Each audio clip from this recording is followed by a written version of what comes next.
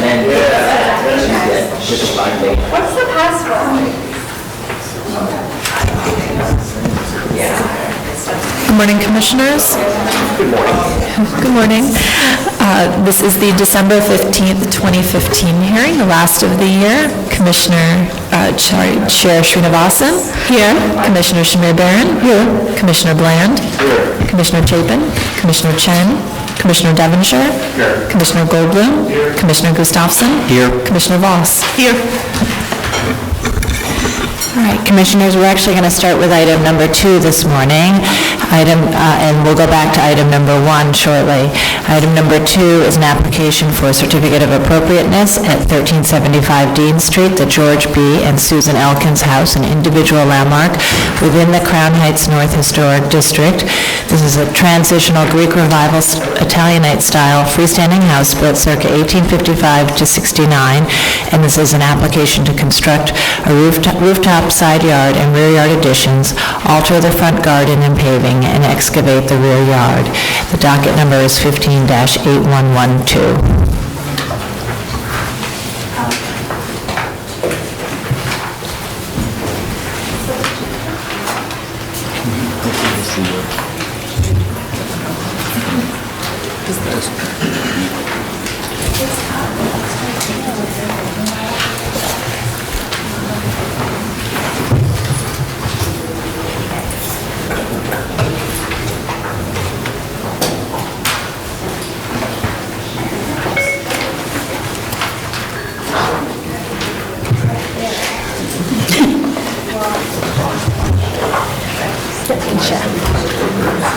It's warming up.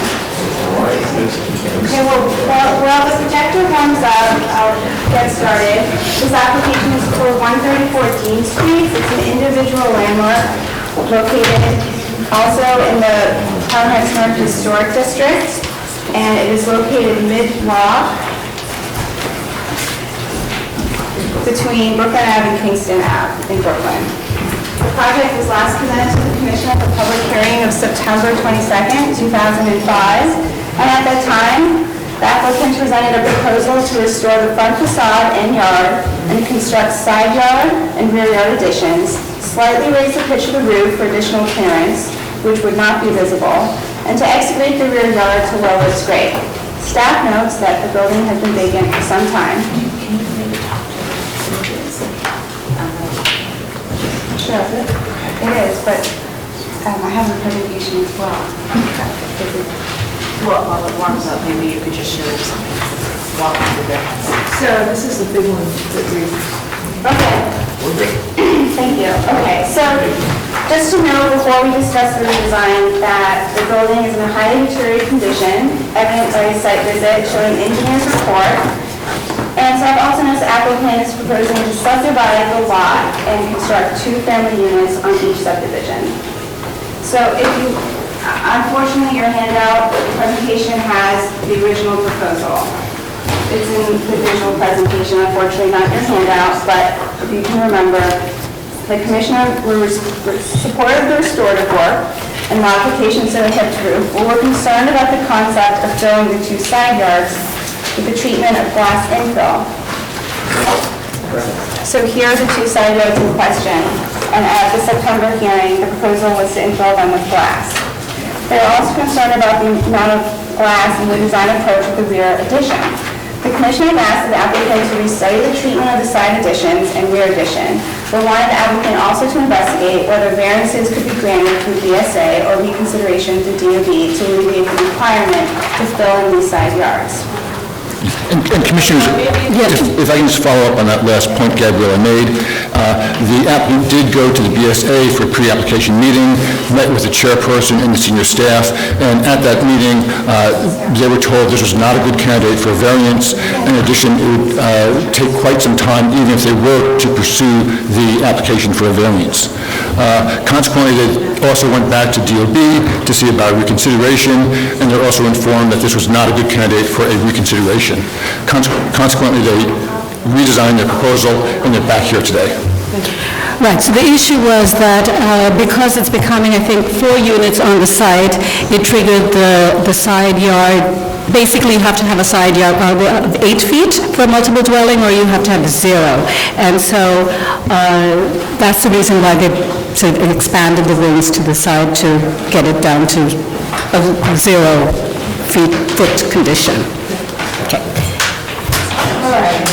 Well, the applicant has come back with a revision, and they're going to treat the site infill with a standard wall with punch openings, operable windows, be cladding a wooden screen that will simply terminate to connect the building's projected roof. And this is, you'll see in your handout, is to reference shutters or other similar treatment at houses of this style and age with wood lath, maybe at porches or etc.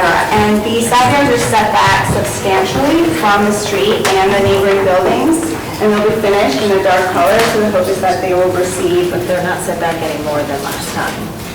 No, they're just, So their placement is the same as last time. The switch is from a glass material to a wood.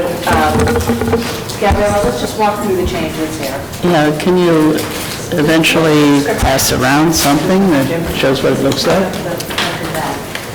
But our handout shows what it looks like, right? Right. The handout shows the new proposed. Right, but you want to show the- on either side. And then it also shows a redesign of the rear, no longer in glass, and now uses the same materials as the existing historic rear. So the previous rear elevation had a glass, we did a glass sidewalls, glass rear yard addition that came out further at the ground level. Just show the rear elevation.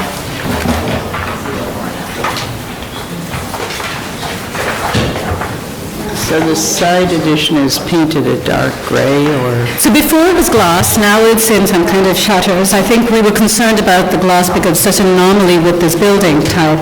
So they've gone back to some more of an interpretive way of having the clapboard on the sides. And I think the rear is substantially changed. Yeah, so in terms of the size of the addition and the amount of addition, it is all the same, the massing is the same. And the last time the concern was about the materiality on this building, and they switched it from glass to wood, and the new rear addition is what. Okay. It's a hardy plank, I believe, right? It's hardy plank. Excuse me, it's a cementitious material that will resemble wood. Yeah, and it's a masonry brick base, which is similar to the current cellar level masonry foundation wall.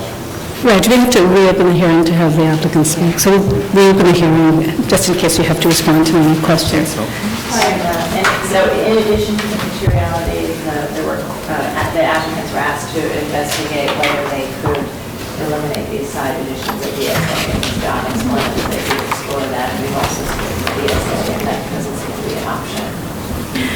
Okay, and the other issue with this case is that it's a demolition by neglect case, and do you want to speak a little bit about that, John? Yes. So, and just the history of this site, again, was that it was a part of Crown Heights Historic District? It was part of a Calendared Crown Heights Historic District, which was on a particular schedule. So this was a part of that district, which was calendared and heard. There were concerns because this building was believed sort of up for demolition, and in one of those instances, the commission went in and designated it as an individual landmark, partly because of the timing issue. So that's also part of the story regarding this building. Okay, John, do you want to speak about the demo? Yes, the building has been vacant for many years. It's in extremely compromised condition on the interior. The LP staff and Department of Building staff have made numerous site visits, and we were actually preparing litigation against the prior owner for the failure to make repairs to the building. Instead, the owner did sell it to the current applicant, and the applicant actually had a structural engineer go in and take a look at the building and confirm that there were significant issues with its condition. The structural engineer's report is actually part of the handout.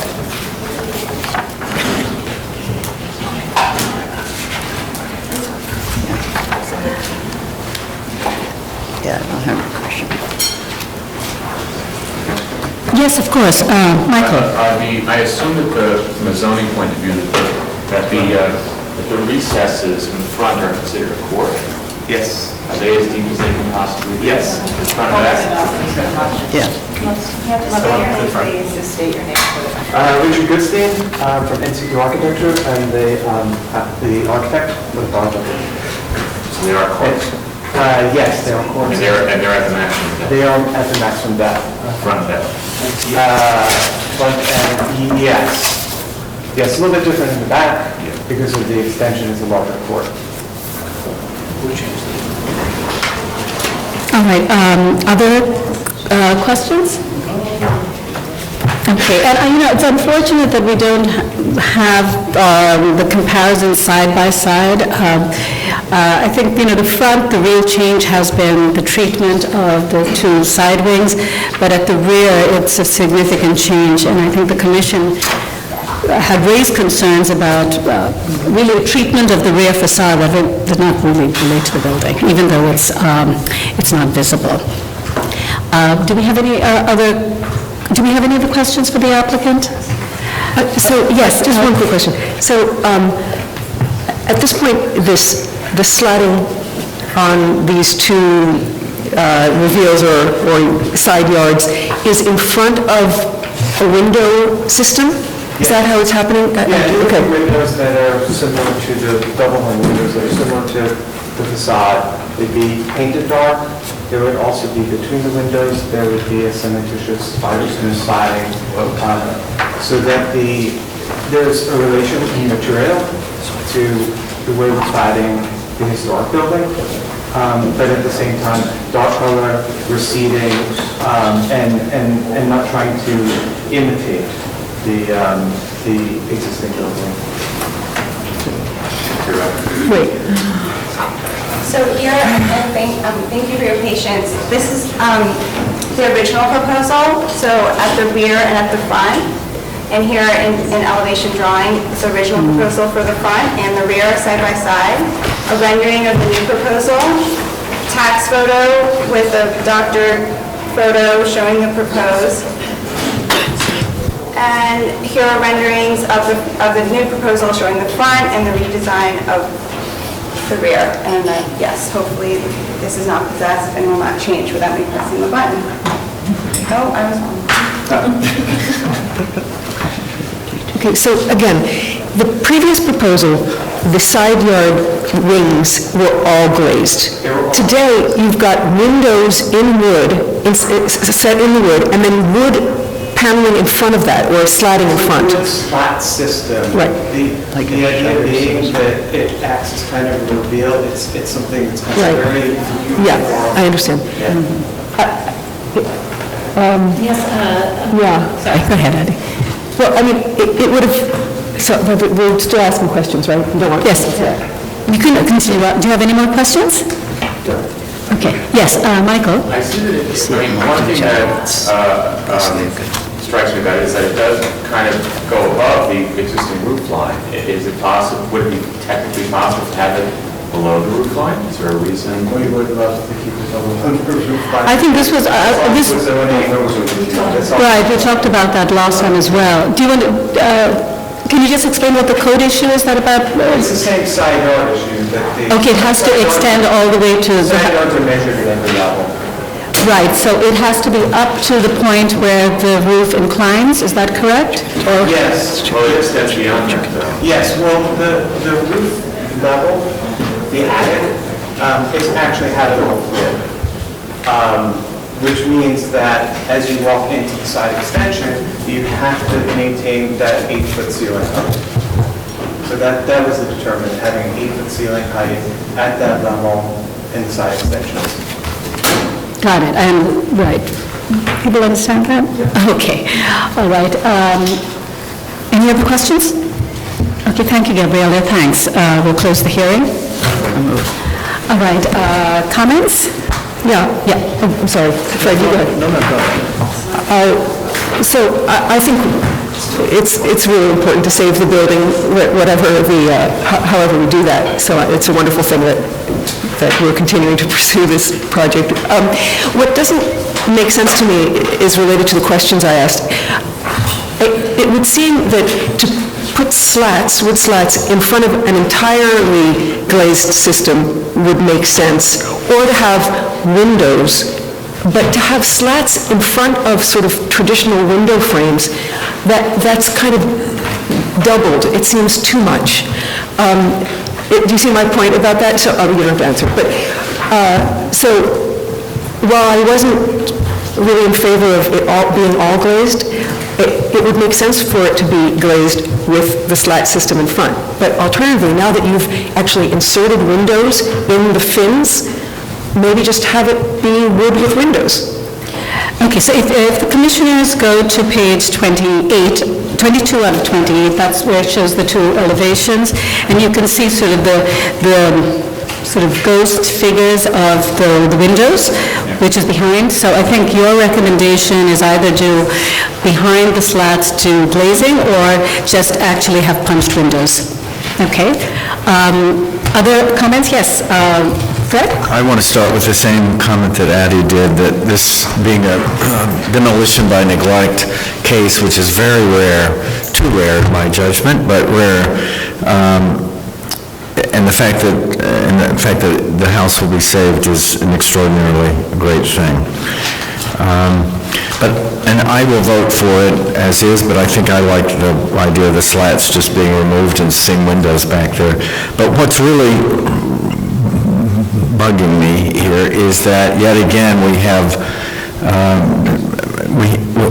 not the ability to do the right thing by this house, which is to leave the side yards alone because of, in my judgment, not very important issues relating to side yards and so forth that seem now to be stuck, even though we had a conference with two different agencies of the city to do the right thing by this house. So it annoys me, and I think it continues to be a problem that somehow planning, which is basically a view of the two agencies that we talked to, DOB and BSA, planning and landmarks can't get on the same page to do the right thing. It's not exactly the wrong thing, or I wouldn't vote for it, but it's irritating to me that it still can't be the right thing by such an important historic house that has been saved and continues to exist in this incredible state of development all around it. But anyway, it's going to be saved, and that's the important thing. All right. Other comments? Concur with Okay, I also think that we are put in a sort of hard place because of these technical issues, and I know that Michael Volbom and I talked often about having more flexible zoning rules for landmarks building, because it then allows us to actually shape a building and allows the owner as well, the property owner or the developer or the architect, to come up with a plan which works much better. But I think we're not there as yet with city planning, of course.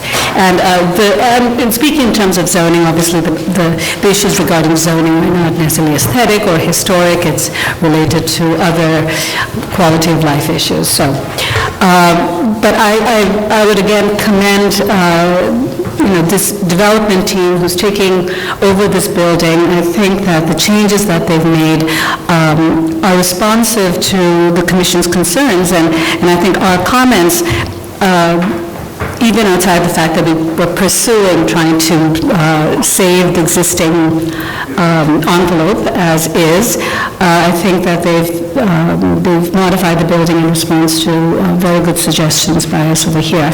So on the issue of the two wings, I am agnostic on whether we should allow it as is, but we have some recommendations from Commissioner Shamir Barron, so that's something also we can consider. But let me hear what the other commissioners think about this. Are we ready to accept as is, and or would we prefer to see glass or punched windows? Yes. Okay. I think one thing I would just say about punching the windows is that perhaps the idea of having these two wings kind of recede and take a backdrop to the main facade may change by having those windows. So So I think I'm also willing to accept as is. Okay, so why don't we move to decision then? Fred?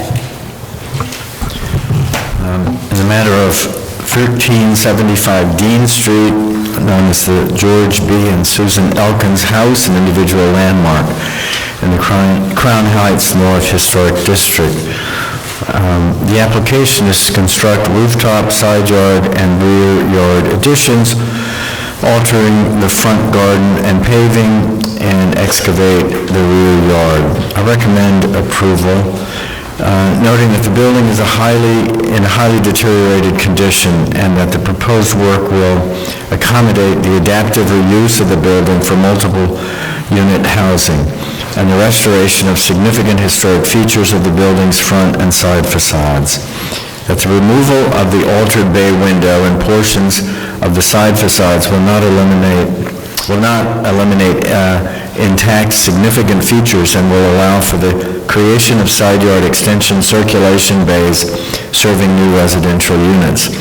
That the removal of non-historic cladding materials and any remaining wood siding and the replacement with new fiber cement siding at the primary facade to satisfy code requirements will sufficiently replicate the dimensions, exposure, and finish of the historic wood siding and used in conjunction with historic wood trim elements to remain will restore the facade closer to the original appearance. That the proposed paint colors featuring light gray siding, dark gray shutters, and white trim doors, porch, and windows are in keeping with the style and age of the building. That excavating the outer areas of the garden to sidewalk level will accommodate new side yard extension entries that will be subservient to the significant historic features of the house. That the simple massing and setback plane of the proposed side yard additions, which will fill the gaps between the freestanding house and the adjacent buildings, will help these elements read as subservient secondary installations, often seen in shadow due to the siting of the house deep in the raised lot, and will maintain a sense of the building's historic three-dimensionality. That the use of horizontal slat screens to clad the side yard addition walls, concealing punched openings for the windows and the doors that align with the historic fenestration, will abstractly reference the presence of shutters at the historic facade and will serve as neutral transition between the side walls of the freestanding house and the adjacent party walls, and will be in keeping with the residential character of this wood-clad freestanding house. That the design and materiality of the side yard addition walls will accommodate sympathetic intersections with the siding, soffits, decorative features of the overhanging eaves, and will therefore not detract from the exposed architectural features of the facade and roof. That the rear garden, lower floors, and the rear facade and rear yard addition will not be visible from any public thoroughfare. That the upper floor of the rear facade and rear yard addition will be only minimally visible through a side alley. That the rear yard addition will not rise to the full height of the building nor cover the full width of the building above the cellar floor, thereby maintaining a sense of the building's original volume and scale. That other buildings on the block are of different type and scale and extend further into the rear yards. Therefore, the proposed addition will not overwhelm the adjacent buildings or diminish the central green space. That the design of the rear yard addition will harmonize with the architecture of the original building, featuring fiber cement siding, multi-light French doors, and a brick base, and will read as a complete composition in conjunction with alterations to the fenestration at the original rear facade.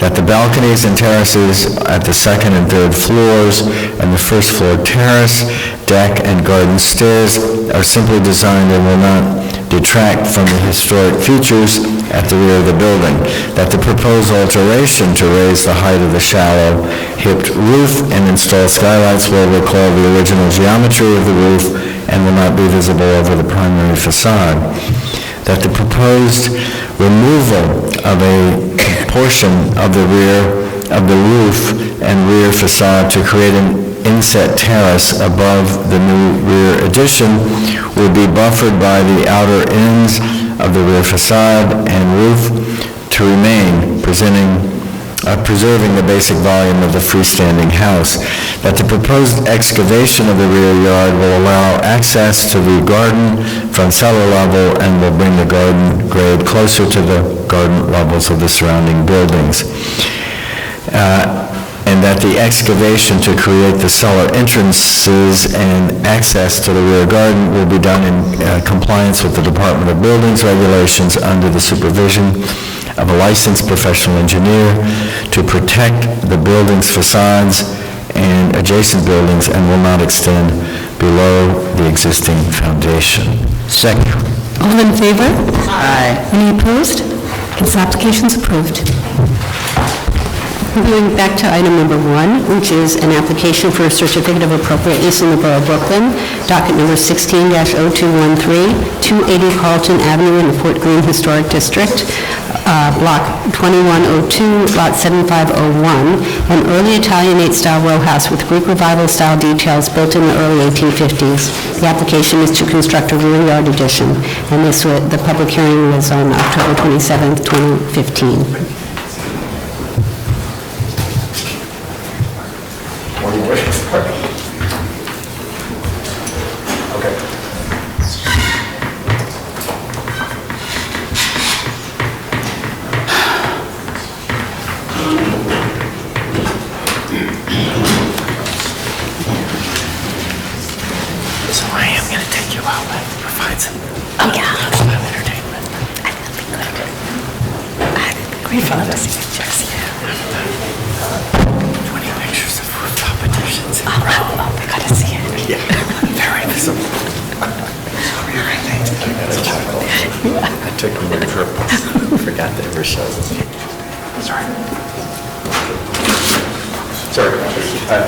Preservation staff. So this is an application for 280 Carlton Avenue in Fort Greene Historic District. This was first presented on October 27th.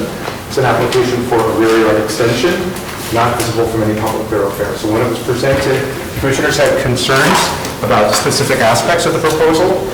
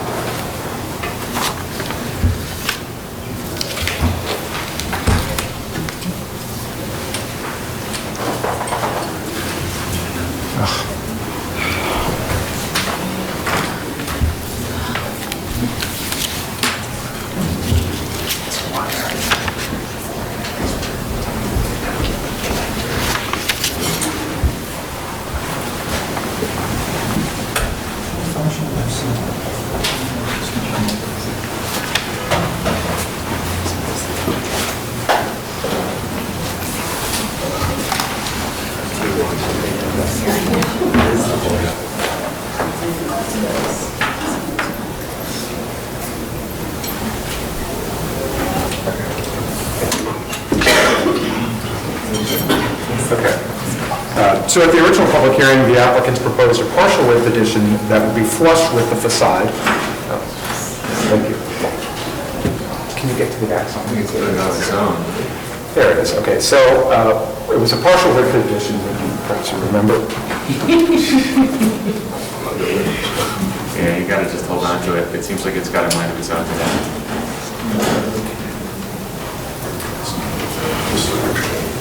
Okay, good. All right, so here's what you saw the last time. There it goes. It's a partial width addition. It's been, based on commissioners' comments, it's been revised. It's now a full width extension with a 5-foot setback from the plane. From the plane of the rear elevation. It features a...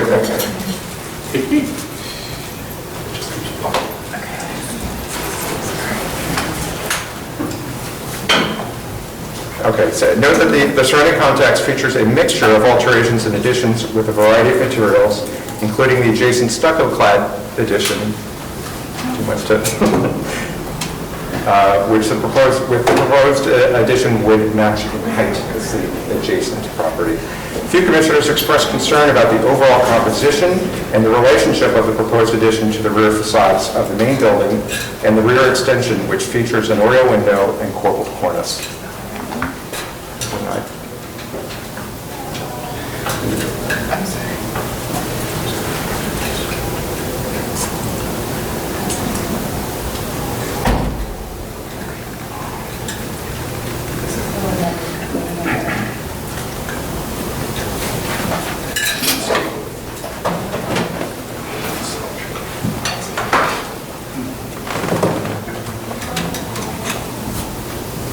Oriel window, corbelled cornice.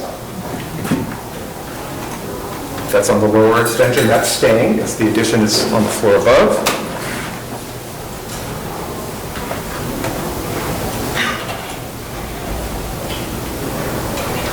Where are you, Jared? I'll click for you. I Do you have any idea where you are? just the axon of the proposed. So that was what you saw the last time. That's what we saw last time. This is context.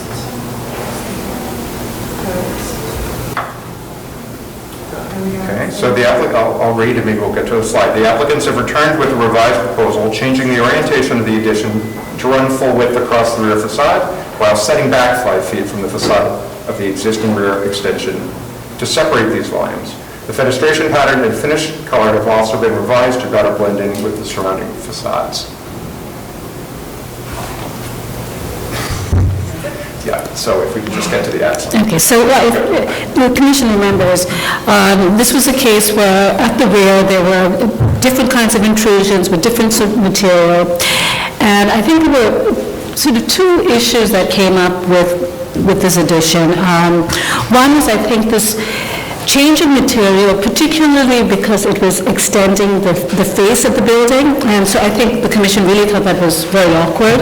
So one of the things they've done over here is they've set it back.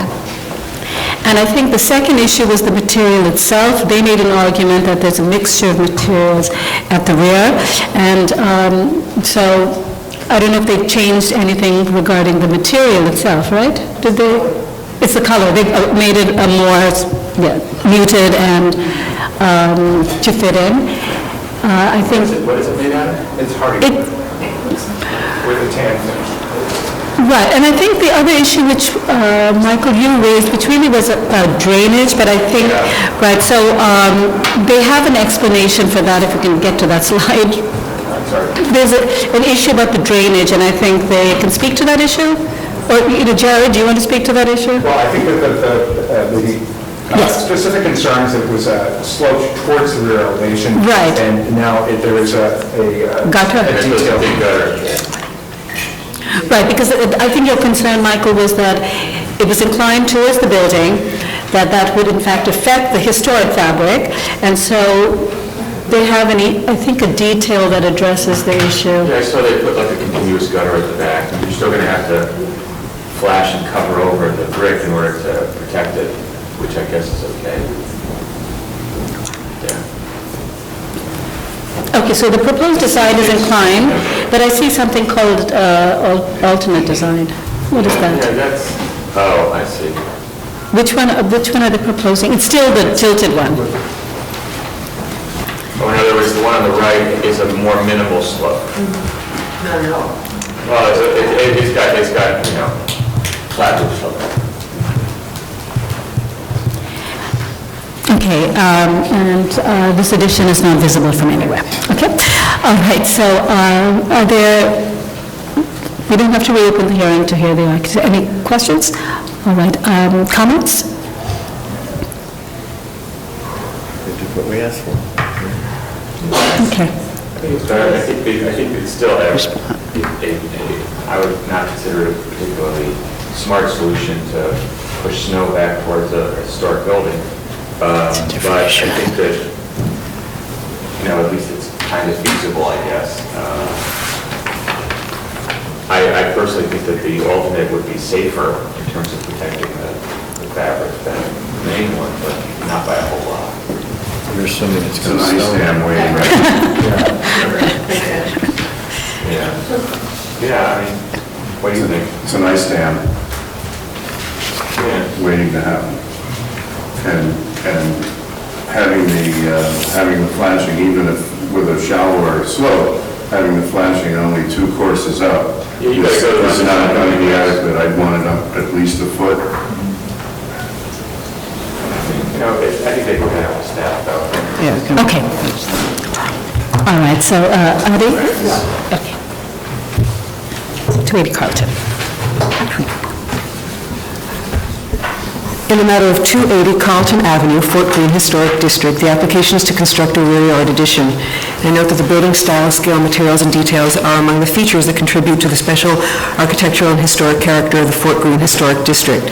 I recommend approval, finding that the rear of the building has no significant architectural features which would be lost or damaged by the construction of the proposed rear yard addition, that the proposed rear yard addition will not be visible from any public thoroughfare, that the proposed rear yard addition will not rise to the full height of the building and will maintain a sense of the building's original volume, that the modest scale and simple massing of the addition, which will set back several feet from the existing rear addition, will maintain the central green space in the building's relationship with other buildings with additions in the row, that the proposed addition will be substantially set back from the existing rear addition below, creating physical separation and helping to ease the transition between the different designs and materials of the facades, that the design of the proposed rear yard addition featuring horizontal siding, short, clerestory windows, and punched openings compatible with the original openings at the historic facade above will be in keeping with the residential character of the building, and that the proposed work will not detract from the special architectural and historic character of the building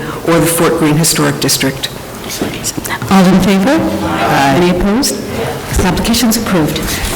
The next item is item number 3, an application for a certificate of appropriateness in the Borough of Manhattan, docket number 17-0074, 30 Christopher Street, the Greenwich Village Historic District, block 593, lot 36, a store loft building built in 1907, and the application is to install a motor.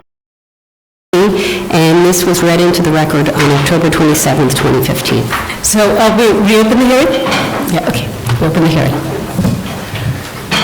Good morning, Commissioners. Abby Hurlbut, Preservation Staff. This application is to install a black metal marquee with white lettering at the primary entrance here, which is located on the north side of the building on the corner of Christopher Street and Waverly. So this entrance is on Christopher Street. So the proposal, here's some photos of the entrance. You can see here. So their proposal is to install a marquee. This is a mock-up of their 12-inch high marquee. The marquee will be mounted with cables at mortar joints, as shown in these drawings, here. And then there will be concealed lighting underneath the marquee. And that's the proposal. It doesn't meet our rules because this is historically an industrial building. It wasn't historically residential. So that's why it's here before you today. If you have specific questions, the applicants are here to answer them. Do we have any questions? But there's a photograph over here, so that's, historically, there was a marquee at this location? There has been a marquee at this location. This has been a residential building since, I think, the 50s or 60s. Okay. So there's been a lot of changes prior to and after designation. Okay. Any other questions? All right, we'll take testimony. Barbara Zay.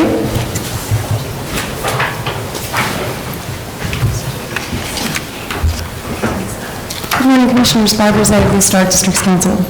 HDC finds the proposed marquee to be too minimal and not in keeping with this lovely store and loft building. Perhaps precedents for other marquees on similarly styled buildings could be investigated to inform this proposal. Thank you. Thank you. Any other speakers? All right, do we have any other questions? Okay, we can close the hearing. Sure.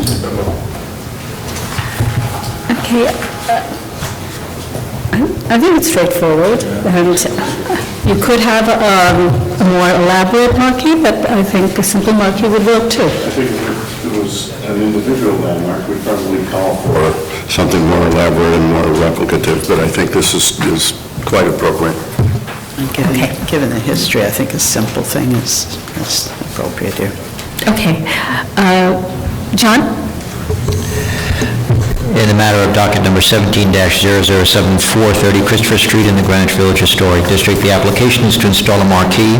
I note that the building style, scale, materials, and details are among the features that contribute to the special architectural and historic character of the Greenwich Village Historic District. I recommend approval, finding that the presence of a marquee in front of the main entrance at a building of this type, style, and age will be in keeping with modern installations typically added as part of the adaptive reuse of these buildings for residential conversions, which do not have significantly distinguished primary entrance surrounds.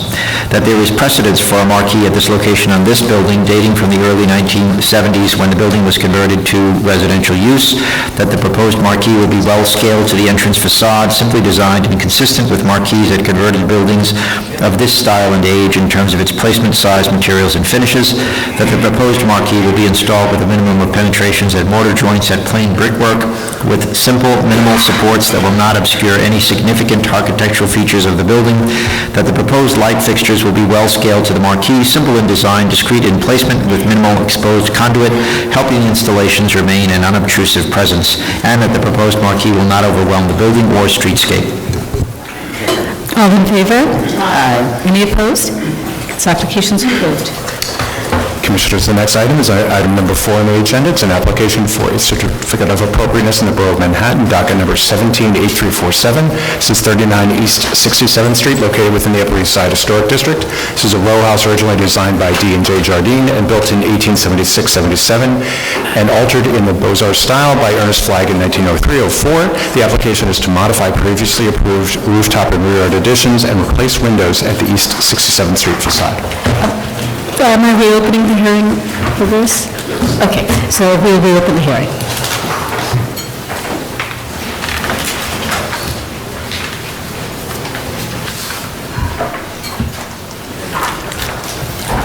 Good morning, Commissioners. Edith Bellinghausen, Preservation Staff. This item was first heard at the October 13th public hearing. At that time, the applicants proposed demolishing the rear facade and rear extension, constructing a new contemporary rear facade and bronze-framed glass curtain wall, shown here. The proposal also included excavating the rear yard for a below-grade addition and also constructing a double-height mechanical enclosure and bulkheads that had minor visibility from public thoroughfares. This proposal was voted on at the time and it was approved with modifications. The commissioners approved the work at the rear facade as is and also had required that the excavation be set back from the back of the rear yard 5 feet and also asked the applicants to work with staff to further reduce the visibility of the mechanical enclosure. The applicants have also returned to amend this approval in order to further modify the design and configuration of the rear facade. Edith, have they already worked with staff on reducing the height of the bulkheads or not? Yes, regarding the modifications previously requested, the applicants have set back the excavation of the rear yard to allow for planting area, as well as reduce the height and massing of the mechanical enclosure to reduce its visibility. So they have addressed what was requested at the time to work with staff. What is now being proposed at the rear facade is to revise the previously approved design to actually reduce the height of the curtain wall by 1 story, and it's in its place to now incorporate a double height skylight wall. The new height of the curtain wall, as you see, will align with the top floor of the neighboring building, and the skylight is in reference to an existing skylight that is present at the rear facade currently. Additionally, the applicants are proposing to extend excavation further under the building itself. And lastly, as part of the staff level approval, they will be replacing special arched windows in kind at the front facade, with the exception of retaining a black painted finish. The windows are currently painted black. They will be replacing them, which will not match a historic finish that was found during a paint analysis. So to summarize... So which is it? I was unclear. So this is just a rendering showing what it would look like with the historic finish versus what it is, and the applicants are proposing a black finish to remain on the windows.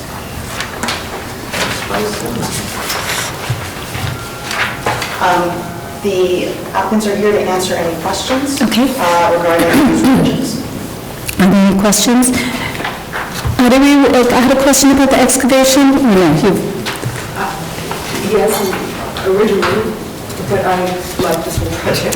Okay, all right. As a part of this amendment, they are increasing the amount of excavation, but it's underneath the building, and I think we've often allowed that, and they've retained the 5 feet at the rear lot line. Okay, yes. So the reason it's back is that they, by their own volition, wanted to change the rear, not because we suggested it. Right. Right, okay. Right, they wanted to do the skylight instead of, yes. And the facade, the window issue is approved at staff level, or I think it said something about... Right, so the paint, is that before us or before, is that a staff level? Because the windows are being replaced fully, the rule requires that they match historic in terms of operation configuration, material and details, and finish.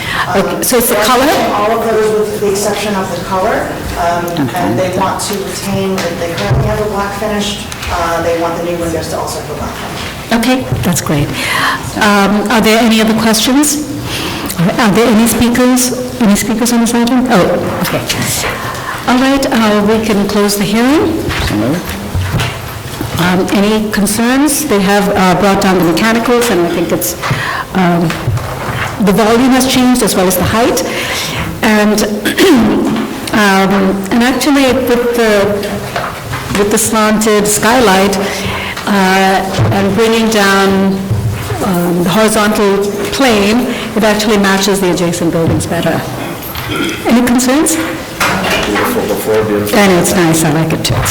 Okay, great, so, Diana? In the matter of a certificate of appropriateness application, Borough Manhattan, 178347, 39 East 67th Street, Upper East Side Historic District. Application is to modify previously approved rooftop and rear yard additions and replace windows at the East 67th Street facade.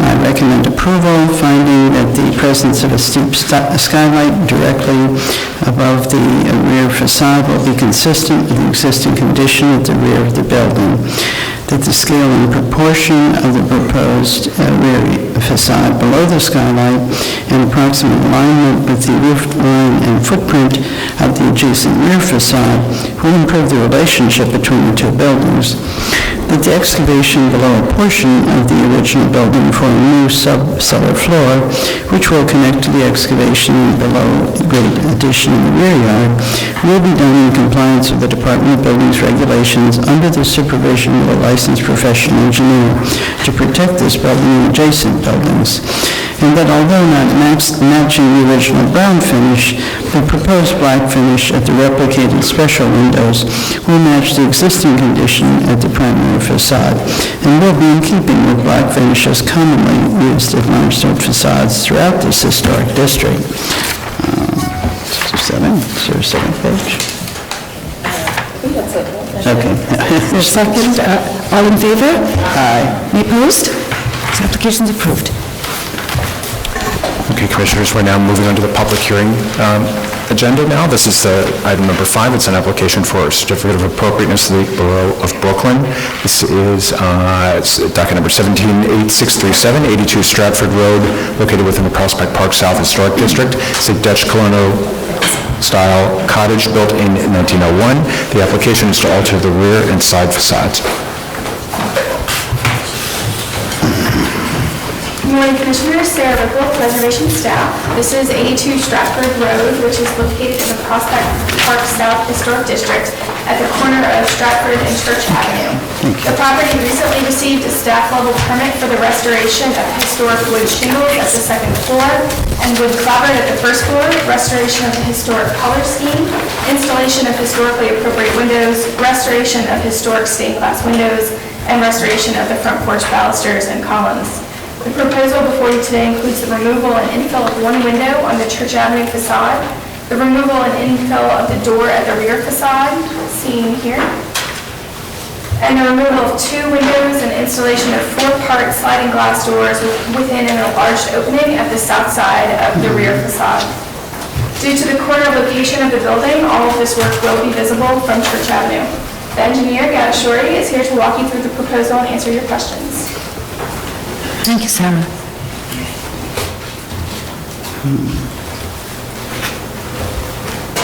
Good morning. This application is for rare, and this application is for rare modification to the facade. As you see, the existing building is in the corner of historic map, and the proposal is to close the door, the left side door, install a new window, and then punch it for new doors, glass doors, sliding. And most of this application was reviewed by the staff, and I can walk you through the paperwork and the plans. So Commissioners, the only two items you're looking at is the new opening and converting the door to a window. Right, so if you can just focus on the alterations that are before the commission. It come before the... Just these two changes. In the side plan, you can see the location of the patio and the existing step at the corner. We moved it to the front, to the middle of the building, and we have some grass that we propose to put in the backyard. In this photo, you can see that the right side, where the historic column is remaining, the stained glass was repaired or going to be repaired. There is no pattern to the window, so really the only window that we close is the window on the right side that shows dashed line. In this picture, you can see more information. The area that you can see from the street, the visible from the street, is that dashed line that says line of visibility. That's around 5.5, 6 feet. So you have some visibility in the back, but basically the work is only for changing the door and a window in the back. As you see in the side plan, we have arrows that shows picture number 1, 2, 3 to 7. This is number 1. You can go all the way in the corner, and you can see the visibility in the corner. Same thing is number 2. There is existing fence. You can see the location that the new glass door is going to be visible. But basically, all the other work, clapboard and the siding, is consistent with the character of the building. The only change that has been done is the roof. The same, these are the same pictures, different angle. And these are the interior plans. And in the back, on the first floor, So you're removing the two windows because that's where you have your kitchen counters, is that correct? Right. Okay. Just because we have a new kitchen in that corner, we have to close the window on the right side, and the back side also we have to close the door. And the double glass door is on the left side, as you see in the back. Okay. Do you have any questions? Are there speakers on this item? Barbara Zay?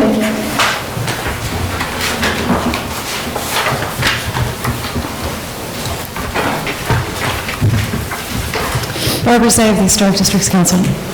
HDC finds the extension of the deck to be an appropriate change, but asks that paired French doors be considered in place of the proposed sliding doors. French doors would be more contextual in this house and would reference the divided light windows on the upper floor. Thank you. Are there any other speakers on this item? All right.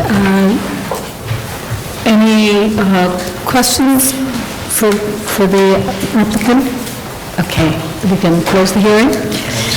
Right, comments? Yes. I think I agree with the testimony that the contextual door would be much more appropriate in this situation. The doors just look out of place for this district, and the sort of wall of glass. So something needs to be done to... Okay, well, a suggestion is to make them multi-light, right? Or French doors. Sounds... Okay, so if the commission wants French doors, fine. Okay. Yes, you would say anything? So French doors, I think it would be just a pair of doors, it's not four lights. You wouldn't want paired doors, is that right?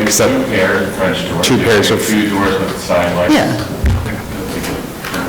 So they could work with staff on that. So that they have a little more wood and a little more division. Okay, so, Diana, you read, so, Kim? Yes. Okay, in the matter of 82 Stratford Road, Prospect Park South Historic District, application is to alter the rear and side facades. I recommend approval with modifications, finding that the removal of a window and a door at the visible northwest corner of the building will not detract from the facade compositions and historic solid to void ratio, that the former openings will be sealed with wood clapboard to match the surrounding cladding, that the creation of a large opening for doors and the construction of a porch at the visible rear facade will not result in the loss of significant architectural fabric, that the side and rear facades lack regular fenestration pattern or symmetry, therefore the work will not disrupt a pattern, not however, and that the applicant will work with staff to change the door and pursue a more historic looking door. Is that okay? Okay. My second, all in favor? Aye. Any opposed? This application is approved. Okay, Commissioners, the next item is item number 6 on the agenda. It's an application for a certificate of appropriateness in the Borough of Brooklyn. It's docket number 175049, 327 Vanderbilt Avenue, located within the Clinton Hill Historic District. It's a carriage house and residence with Italianate-style features built in the 19th century. The application is to construct a rooftop addition and alter the front facade.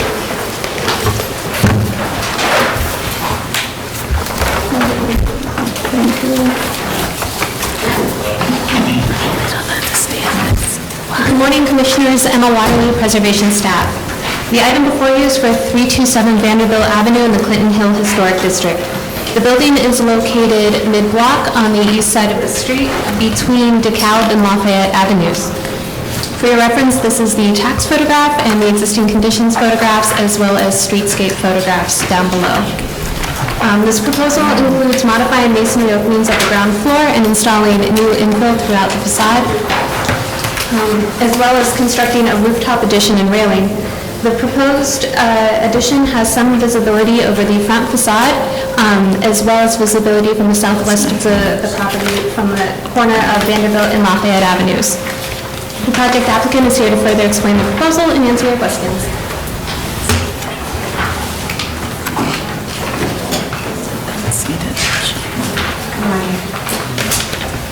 I think Emma has given you the overall context, but I think we go the right direction to show you a little bit more.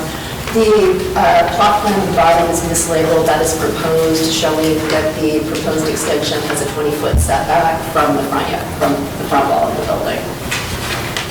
This is just a little bit more context, the existing rear wall, the larger buildings behind on Clinton, the building immediately to the south has a full-depth, one-story CMU extension. Also, we did discover that the rear facade is not original. The second photo shows you a glimpse of the original rear facade that exists about 12 feet back. And here's some maps just showing the evolution of the building, which is pretty interesting. It was built, it matched the adjacent building in depth. It matched the adjacent building in depth, then its twin next door was constructed, and then just a year later, both buildings were extended. This image gives you existing and proposed with a layer montage as well as the mock-up that was done. We've worked very hard to try to keep the extension far enough back that it was not breaking the cornice line and not looming over the building. So you can see the existing photo. The chimney is the new boiler chimney. There's a little glimpse of the extension there and there. And then the mock-up, you can see the edges of it with orange tape. Doing a walkthrough down the street, up at the top, I've got one more photo. We had a sort of surprise when we had done our original photos with tree coverage. We hadn't expected any visibility from Lafayette. But when we did the mock-up and the leaves that come off the trees, we discovered we did have a little bit of visibility right there. So we've done a montage to show you, and then you can see the lines in the mock-up. Otherwise, all of our photo locations are shown on the map. You have moments of, all of the visibility is from the opposite side of Vanderbilt. Once you hit the curb, the addition, the little glimpse of the addition is invisible. And the chimney is invisible before you're in the middle of the street.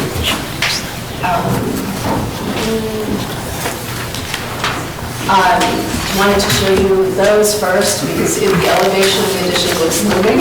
So that is, but we have lowered the roof line in order, and I'll show you in the section in a second, to keep that extension as low as possible.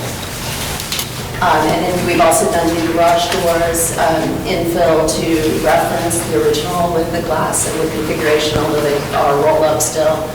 And we have extended one sill to the ground and to make a door opening and realign the door on the left with the original masonry openings above. At the rear facade, this one's a bit trickier. We are proposing to build. We looked at several options with a 5-foot setback, with an addition on top, but the scale of one additional story on the top of that facade, especially with the 2 feet of it being underground, was overwhelming. We could not find anything that seemed acceptable. So that is a proposed reconstruction of the rear facade, but mimicking the original cornice. I don't think the original box gutter cornice is salvageable, but we would replicate it. This is the existing section, so you can get a sense of the volume of the building. And what we're proposing doing is we've lowered to keep that deck down below the cornice line. At the request of CP2, the railing for the roof deck has moved back 6 feet from the cornice line to minimize the visibility. We can't go back any further by code. We have even dipped the front line, lowered the ceiling in the sort of area over the stair, and dipped the facade back down, putting on a gutter to minimize that sight line again. Here are 2 streetscape elevations, showing that there are chimneys and other things sticking up along that wall of 2-story buildings.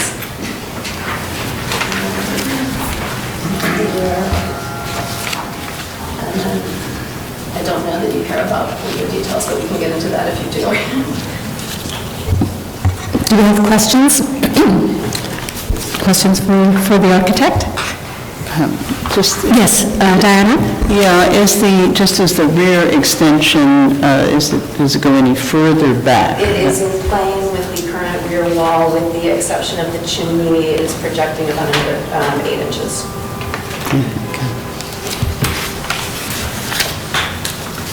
Okay, any other questions for now? We'll take testimony. Barbara Zay.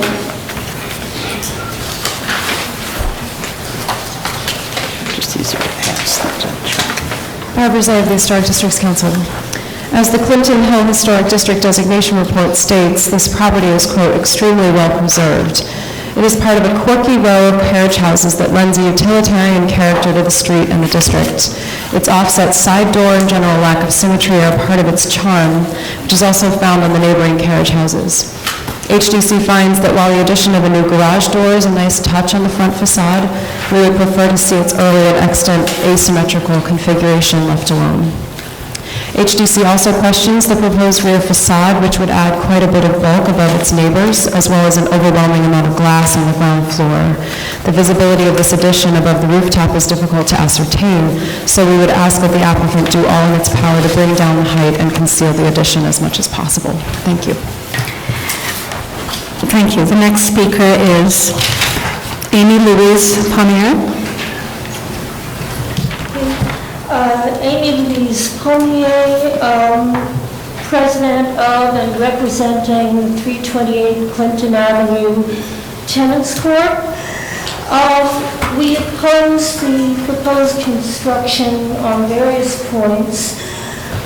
First, construction of the addition above the current roof line is, from what I've seen walking up and down Vanderbilt Avenue, currently quite visible, and the very distinctive cornice of this building, the outline would be disturbed by the addition rising somewhat behind it.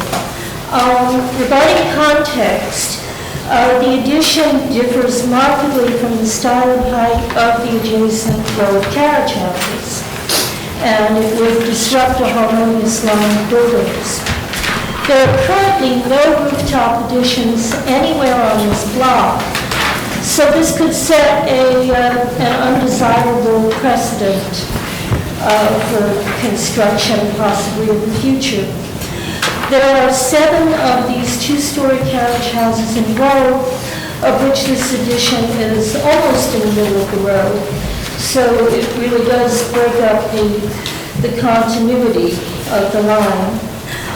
These carriage houses are a particularly distinctive feature of the neighborhood of the Clinton Hill Landmark District.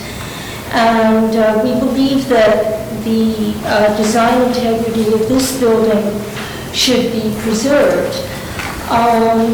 The extensive modern glass sliding doors, both in the front and in the rear, are quite out of keeping, contrary to style to everything else on the block. Okay, as for the size of the addition, especially in the rear, as indicated by the mock-up, it seems disproportionately high as it's currently proposed, relative to the 2 existing stories, and it overwhelms them visually. It should be noted here that the Department of Buildings application specifies adding only 6 feet to the current height of the building. But because of how the building is, please consider that at the rear, the added height is actually 10.5 feet on the architect's plan, with more height at the peak of the roof. And this seriously impacts the view from the rear buildings and gardens of the historic Queen of All Saints Church on Vanderbilt Avenue. I'm sorry, your time is up. If you could just conclude. Okay, so the back is modest and squat, the second story has a low ceiling, the addition overwhelms it, and the facade seems to us a bit contrived. Thank you. Are there any other speakers? Do you want to respond to some of the comments? I just want to also note for the record that Community Board 2 recommends approval, but with the modification that the applicant pull back the roof railing. Which has been done, that was to the 6-foot. Okay. All right, so this in fact responds to the Community Board's concern. Okay. Some of the comments I'm a little unclear of. I don't have sliding glass doors on the front. I do have garage doors that roll up. And this building is the smallest one in a row. So the additional feet that we're adding, while it does bring it slightly above its neighbors, it's not a full story in relation to its neighbors. Why don't I go back to that? Here we go. So the other buildings are a bit taller, so we're about a half floor above the adjacent buildings at this point. Okay, and just on the front facade, you have two doors, right? Yes, I do. Is there a reason? Is that... The reason is convenience. One is entry into the living space, and the other was to allow access to the garage for garbage coming in and out, et cetera, without having to raise the garage doors. Okay. Are there questions? Yes, John? I just have, I guess this question is for staff. There appears to be a disagreement as to how visible this is. I think the testimony suggests that it's highly visible, and I'm looking at, I guess, 004 and 005, and it looks like it's minimally visible. What's the staff opinion on this? I think, first of all, the standard is that it's visible from the street, so it's possible that the visibility is taken from, an apartment across the street, but we usually look at it from the public thoroughfare. So, yes, do you want to speak to that issue? Just walk through the points of visibility so that it's clear to you where the maximum point is. Okay, good, that's great.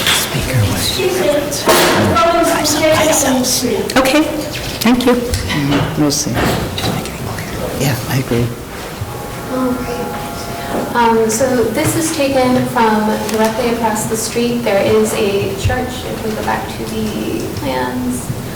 There is a church building here with an areaway. This areaway is walled off. So this is taken from the opposite side of the street, standing against that wall looking over. This photo here shows their mock-up. However, if you... Can you go back to that? So there's the chimney, and then, just if you could just point to where... There's the chimney, here's the chimney, and then you catch a little glimpse of the addition on either side.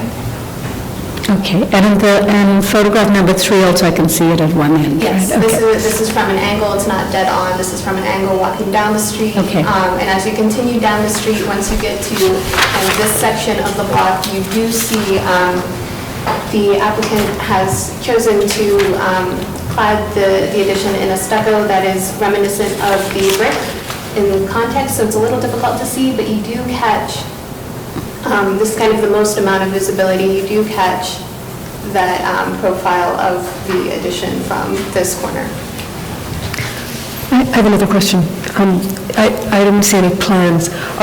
Is the addition, is the building as it is right now at its furthest point in plan into the rear yard? We're not proposing any addition. I know we're not. I'm asking if you're at the maximum currently. No, it could add technically. I think How much? 6? Yeah. To get to the 30? Yes. Double check that.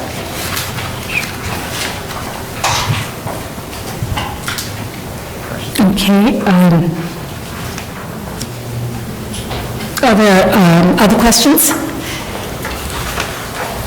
If there are no other questions, thank you. We'll close the hearing. All right, comments? Tough one. Yes, good. Notwithstanding the issues regarding the addition, my personal opinion about this is that the changes to the front facade are relatively drastic. I mean, we're really, if we allowed similar changes to take place on each of the other buildings on this block, it would soon become unrecognizable as that which was designated. And so I think I would follow the advice of the testimony that it remain asymmetrical. I think the proposal for the new doors is fine, but I would vote to keep the front facade symmetrical in appearance, asymmetrical, I'm sorry. So just add one door, in other words, rather than two. Well, leave the left side door, leave the left door there, and leave the window on the other side. Take the garbage out, all right? They could even enlarge the left door as they're proposing, but leave the window on the other side. Okay. Any other comments? Yeah, I mean, I asked about the rear yard. I'm rarely want to propose more incursions onto the donut or onto the rear yard, but in this case, I don't know, I mean, I think adding, and, you know, it's not particularly visible, it's a little bit visible, but changing the height on these small buildings, I think it does and would set a precedent, even though I understand that some commissioners believe that there are no such things as precedent. I am a little bit concerned about the height on the back and wondered if it would help to extend that, let's say you have the 6 feet, so you would deepen the site rather than raise its height. I'm assuming that's not the same, doesn't give you the same result, but... Well, I think what happens is, I mean, I don't have the sort of interior layout, as you know, I don't have the plans, but I think that by adding 6 feet, it's probably lengthens a room versus trying to get actual space. But, you know, I'm looking at the plans, and so the issue of whether it's going to set a precedent and there's a row, I think we've struggled with this issue, not only in this particular case, but in other neighborhoods I know in Upper Manhattan. And I think our approach has been trying to make sure that from the public thoroughfare, it's not visible. In this particular case, I think it's, you know, it seems like it's minimally visible. The issue with the chimney is one point, because that you can see. And it is hard to kind of make this out without the plans, but it seems that if they set back from the front by another, 3 feet, it may in fact be completely invisible. And, but since I don't see, we don't have the plan in front of us, we can't tell. I'm looking at the rear elevation, and I realize that it is not visible from the street. But the rear elevation is really a change to the block, to the interior of the block. From 2-story to 3-story. I mean, everything else is 2-story. And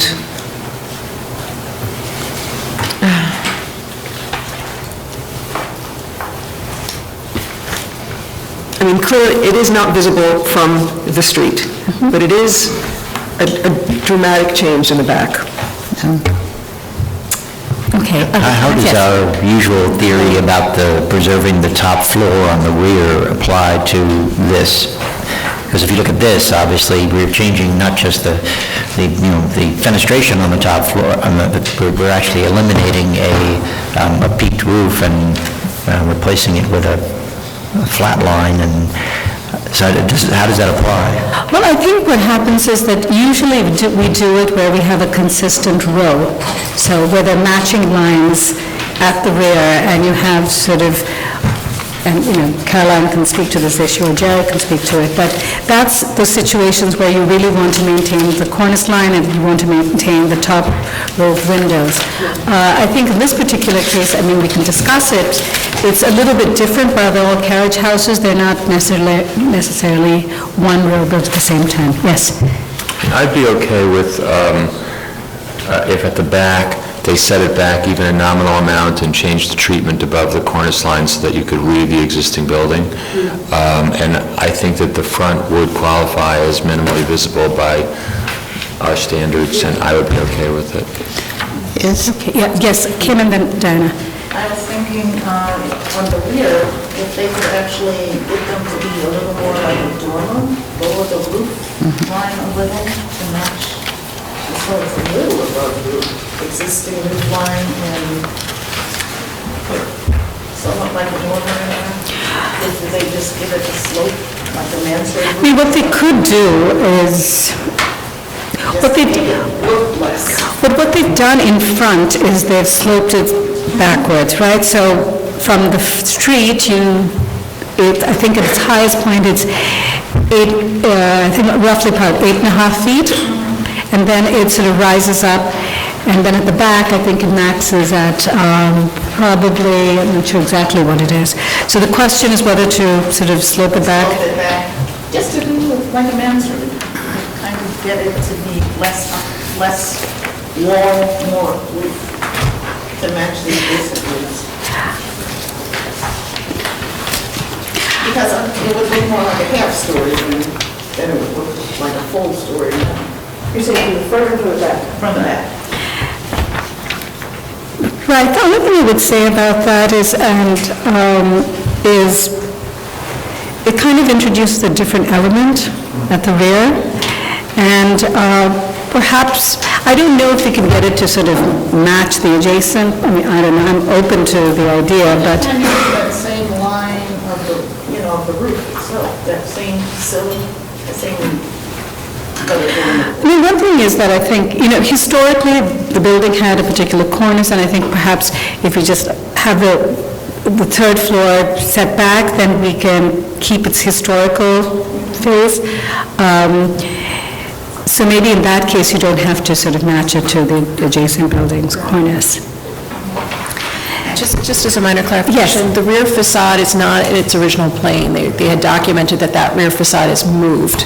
So if you look at the plans, they show... They're not even in plane. It's not, it moved further out. So if you look at page 3, it shows how they documented that they know that it's not in its original plane. It had a smaller footprint originally.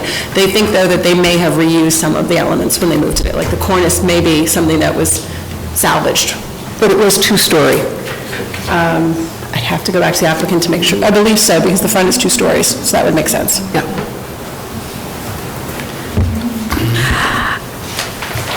Okay, so just, let me sort of break this up. In terms of the front facades, the commission is fine as long as they keep it asymmetrical. As it is. As it is. Is there any evidence, historical, that the configuration that they're proposing was original? Whether it's recreation, it's inventive, let's say. The one next door is, I don't know, I mean, it's been messed with too. I mean, it's got this wide garage door on it. Okay. Would the applicant like to, we'll reopen, would the applicant like to respond to that?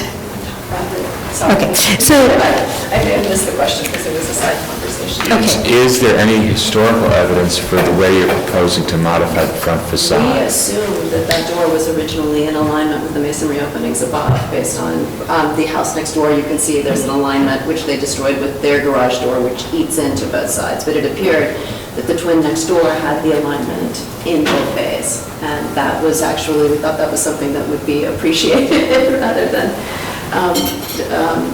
be a distraction or an issue.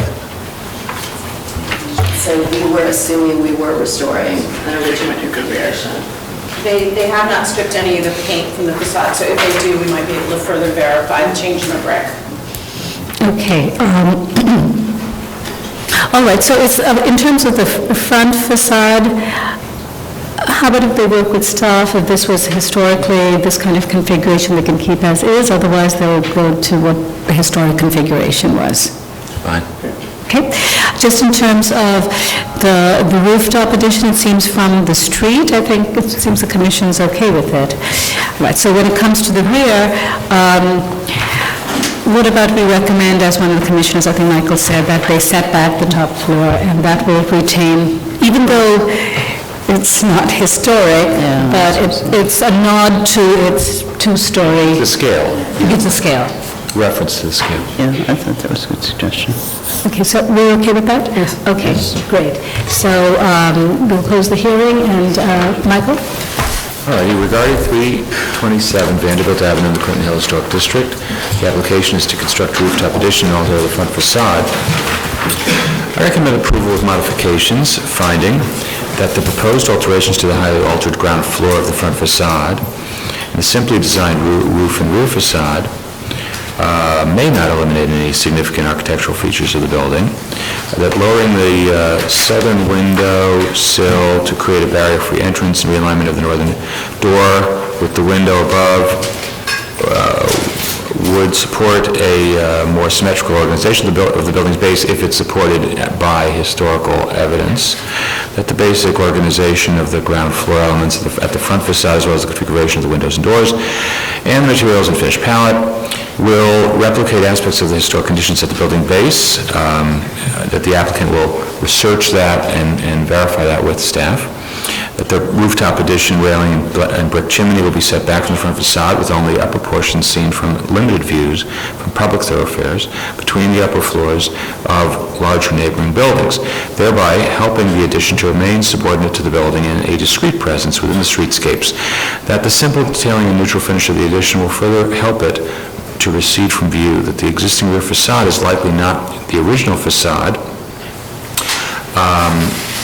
and that the cornice, a significant architectural feature of the rear facade, will remain in its current location and be repaired or replicated.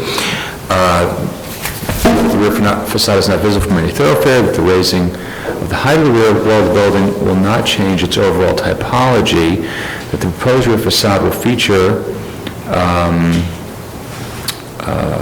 that the applicant, let's restate that one, that the applicant will work with staff on the third floor rear addition to set it back slightly and otherwise have its design articulate the separation between the existing structure and the new. And then on the front, the applicant will work with staff to do a little more research to find out if their proposed design corresponds with the historic evidence. Okay, second, all in favor? Aye. Any opposed? This application is approved.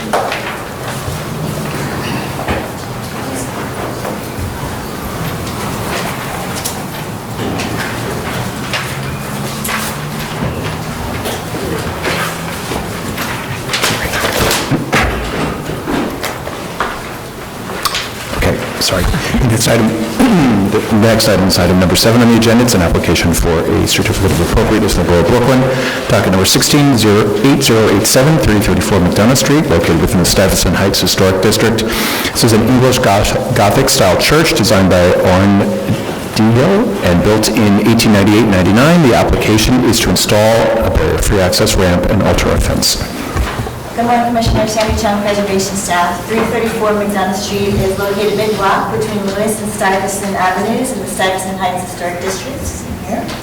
The proposal is to install a barrier-free access ramp at the westernmost entrance. The existing bluestone would also be reused for the ramp, and the side metal entrance gate and the door would need to be modified in order to accommodate the proposed ramp. And the architect is here to discuss the proposal.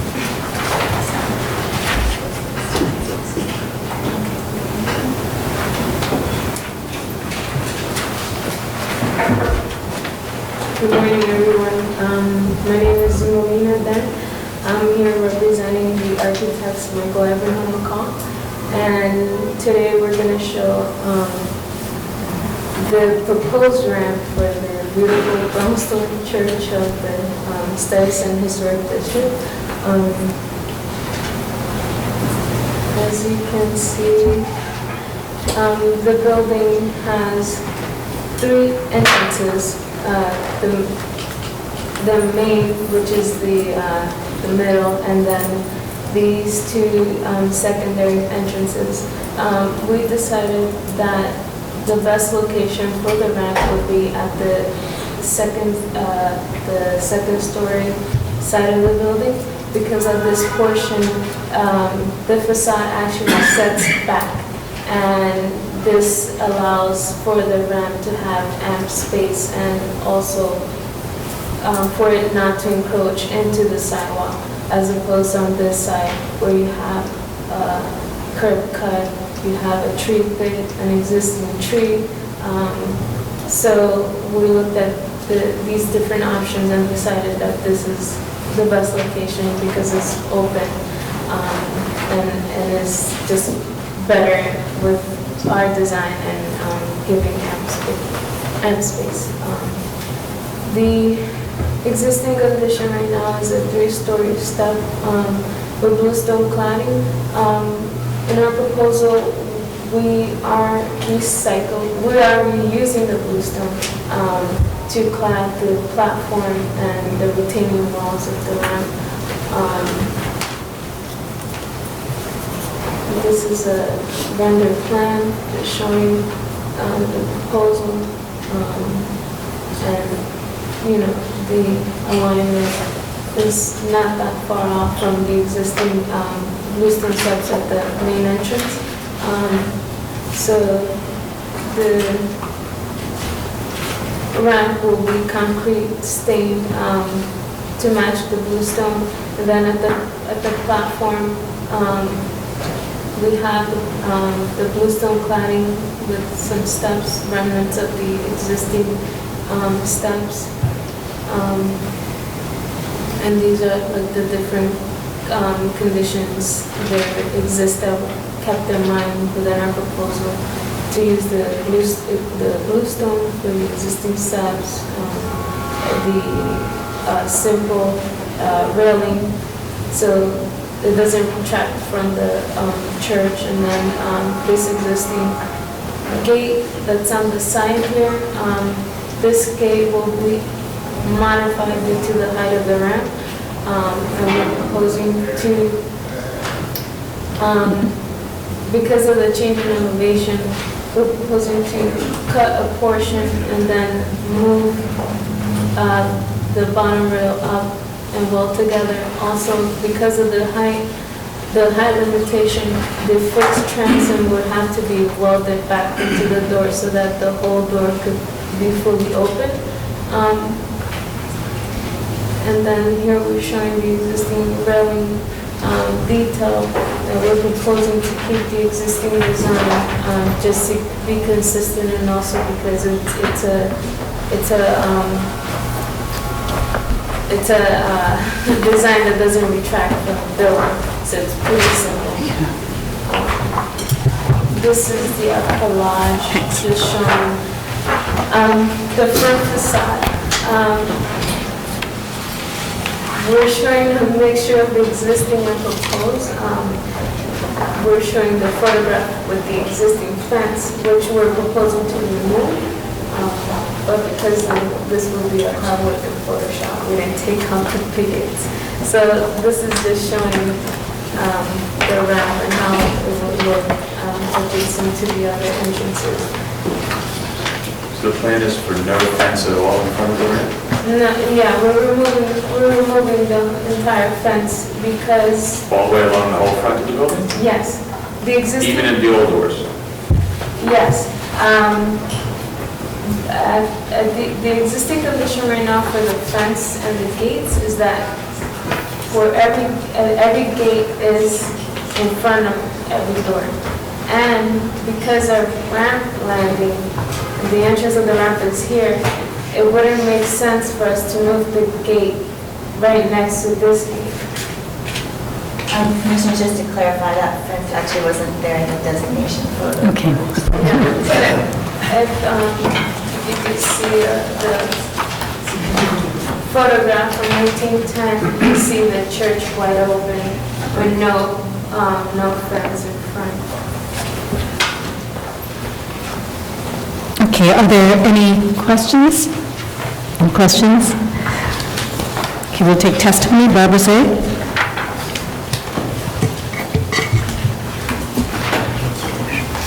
Barbara Zay of the Historic Districts Council. HDC finds the proposed ramp to be both necessary and very well done. Our only question was about terminating the fence, but it sounds like they're removing it entirely, so. Thank you. All right, any other speakers? All right, Community Board 3 recommends approval of this application. Do we have any other questions for the applicant? Okay, we can close the hearing. All right, comments? Any issues? Okay, good. Michael? In the matter of 334 MacDonough Street in the Stuyvesant Heights Historic District, an application to install a barrier-free access ramp and alter the fence I recommend approval, finding that the existing bluestone steps and railings to be removed were installed in 2007, and the bluestone will be reinstalled in the new ramp. Therefore, the work will not result in the demolition of significant architectural fabric. That the materials of the proposed ramp, including bluestone coping and face stones, concrete landings tended to match the bluestone, and simple steel railings, will be harmonious with the materials of the building. That the proposed modification to the wood doors and decorative metal side entrance door, including eliminating a portion of the non-decorative metal grills and extending the height of the wood doors, are required to accommodate the proposed ramp and will be minimal. That the church historically did not have an areaway fence and that the existing fence was installed sometime after designation. Therefore, its removal will not cause removal of significant historic fabric. That the proposed ramp will allow for accessibility into the building without damaging or destroying any significant architectural features of the building. And that the presence of a barrier-free access ramp at the side doors of the main facade will not detract from the overall appearance of the building or the historic district. All in favor? Any opposed? This application is approved. Commissioners, the next item on the agenda is item number 8. It's an application for a certificate of appropriateness in the Borough of Manhattan, docket number 175748. This is 8-12 Little West 12th Street, located within the Gansevoort Market Historic District. This is a vernacular row house built circa 1852, and the application is to alter the parapet, construct a rooftop addition, and replace windows and doors.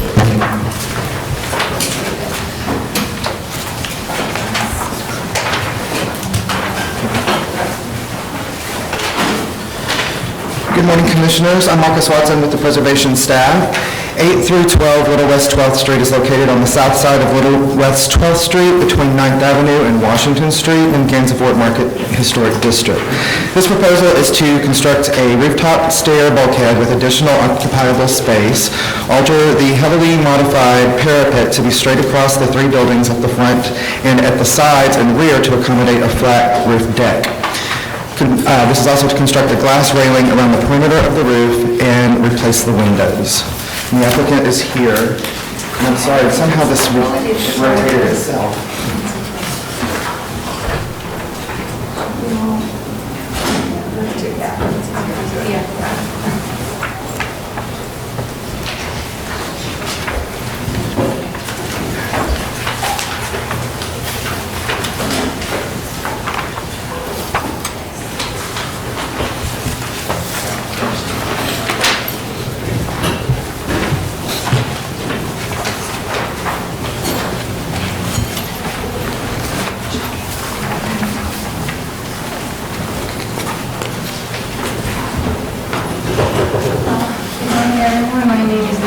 I'm the project architect and I'm going to present the proposed changes at 8, 10, and 12 West 12th Street properties. These properties are located in... You can work with staff to lower it to code minimum. Okay. And I also think that on the front and the side where there is some visibility, I think the cornice idea is a great idea. I think that it could be combined with a couple other things that we have seen quite a bit. First of all, they're messing with the parapet height. You could keep that parapet height at the same height and build up the parapet on the sides of it to conceal a little more of the glass and at the rear. And as we saw this morning, a few projects ago, you could set the rail back up to 6 feet, if I'm not mistaken, and it would meet code. Setting the glass rail in, I mean, they have like a gravel barrier around the perimeter anyway, and as we know, glass rails are completely transparent, so you could have the glass rail on the inbound side. You're talking about from the side, right? Yeah. I think that they could work with staff to try to set it in to minimize its visibility. Just one comment. I agree with everything that's been said about the cornice and the setback of the rail. I do want to say, though, that I think that the bulkhead, pantry, stair element is fine where it is at the height that they've proposed. I don't think it needs to be lowered. Okay. All right, any other comments? Okay, so they work with staff on seeing if they can replicate the cornice on the front facade, on the side facade where they can raise the parapet, and explore with staff about setting back the glass rail, and they can work with staff to see whether they can minimize the bulkhead. Okay?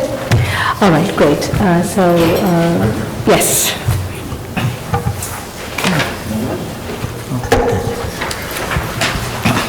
In the matter of 812 Little West 12th Street, Gainesville Market, Historic District,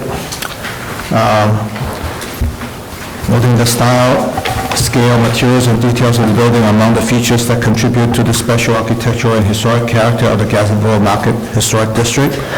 I recommend approval with modifications, finding that the roof of the building has no significant architectural features which will be lost or damaged by the construction of the proposed addition, that the construction of a modestly sized visible addition to a contemporary design along with the installation of visible glass railings is consistent with the evolution of the Gainesville Market Historic District, where buildings would have been made smaller and larger over time, and where other buildings features commission-approved visible rooftop additions and accretions of highly contemporary design and materials.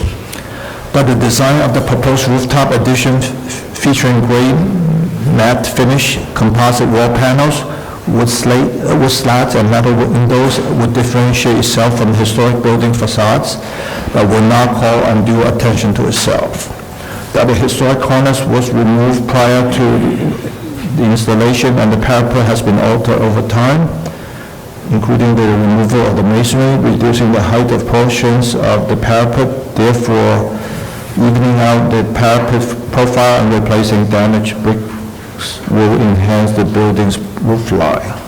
That the proposed 2/2 double-hung wood windows with a dark finish while not matching the historic 6/6 configuration in the circa 1940s tax photo are in keeping with the type of windows historically found on buildings of this age and style, and that the work will not detract from the special architectural historic character of the building or the historic district. However, I recommend that the applicant work with staff to minimize and lower the height of the rooftop addition, and that the missing cornice be replicated to the front facade to enhance the architectural historic character of the building, as well as to obscure the visibility of the railings and addition over the front facade, and that the applicant work with the staff to set back the rooftop glass railings. Yes, and raise the side parapet. And raise the side parapet, that's correct. All in favor? Any opposed? This application is approved. Commissioners, the next item on the agenda is item number 9, an application for a certificate of appropriateness in the Borough of Manhattan. It's docket number 178111, 625 Fifth Avenue, St. Patrick's Cathedral Complex, an individual landmark.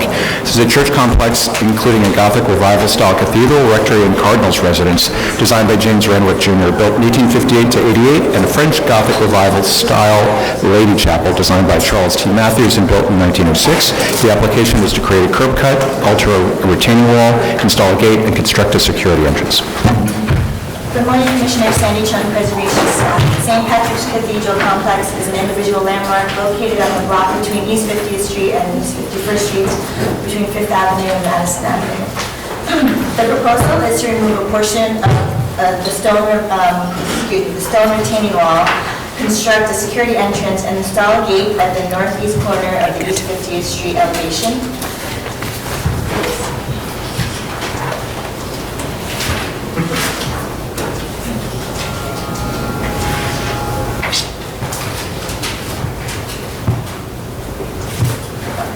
The gate would match the design and the materials of the existing gate found on the existing fence found along the same elevation, and the security entrance would be constructed of the same stone as the terrace and have bronze-clad doors. There are also some alterations that are minimally visible through the areaway entrance gate along here. Commissioners, please note that the curb cut was originally included in the agenda, but it's actually off the landmark site. And Valerie Campbell is here to start the proposal discussion. Yeah, maybe go to that.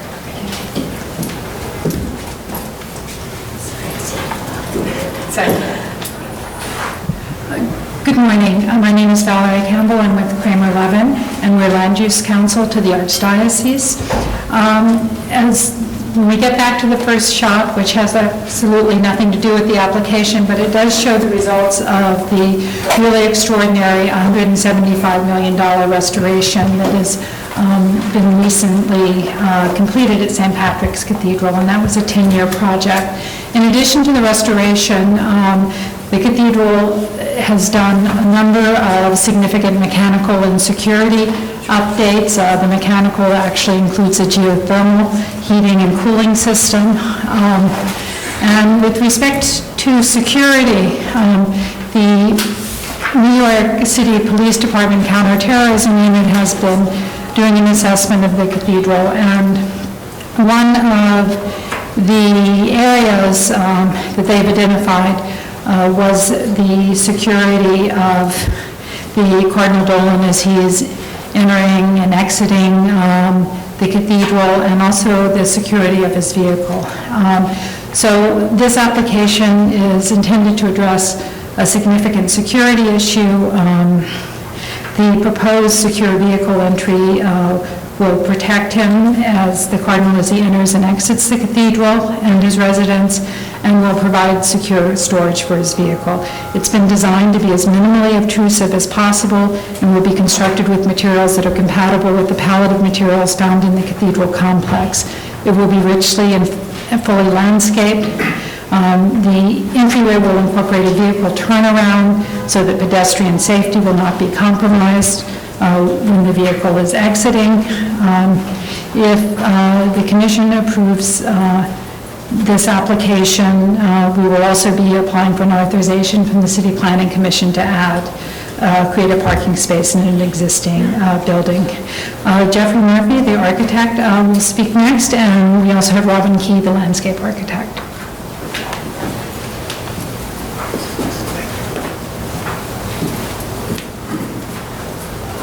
Thank you for hearing our presentation. There are a couple things to consider about this project. In the beginning, as Valerie mentioned, we were charged with doing a conservation project of the highest quality to the extent that the budget permitted at St. Patrick's. And we also responded to LPC a couple of years ago in trying to minimize the impact of the mechanical plant on the cathedral by initiating a geothermal plant, and that project is actually halfway through completion. The other thing to consider is that in the 1850s, when James Renwick Jr. Designed this building, a lot of the security considerations that we have today really didn't exist. So within the context of these two things, we really set out to design a project that was an enclosure for this project that was minimally invasive, that could be as small as possible, and really did as much as possible to not call attention to it. We worked with Caroline and Sarah to actually minimize the envelope of this, the volume of this. We were able to bring down the height of the enclosure by close to 3 feet. And we made, you'll see there's a turntable in here so you can actually enter forward and leave forward with the vehicle. So the size of the enclosure is the minimal amount to get the clearance that you need for that. So let me take you through the drawings. This just basically shows the site. I'll just orient you. Fifth Avenue's over here, and East 50th Street, East 51st Street, and Madison Avenue. The rectory is here. The Cardinal's residence is here. The big bronze doors for St. Patrick's are here, and the transept's here. And our project is right here. And you can see it there. This is just a key for the photographs of the site. But essentially what you're looking at is from the south transept looking down towards the site. You're seeing the proposed landscape, and Robin Key, our landscape architect, will be talking about that shortly. You're seeing the wall, retaining wall that's on both sides of the cathedral and on the Madison Avenue side. Looking towards Madison Avenue past Saks, this is Saks looking up towards Fifth Avenue. There's a little alleyway between the Cardinals' residence and the site, which is over here. This is the retaining wall on the south side edge of the site.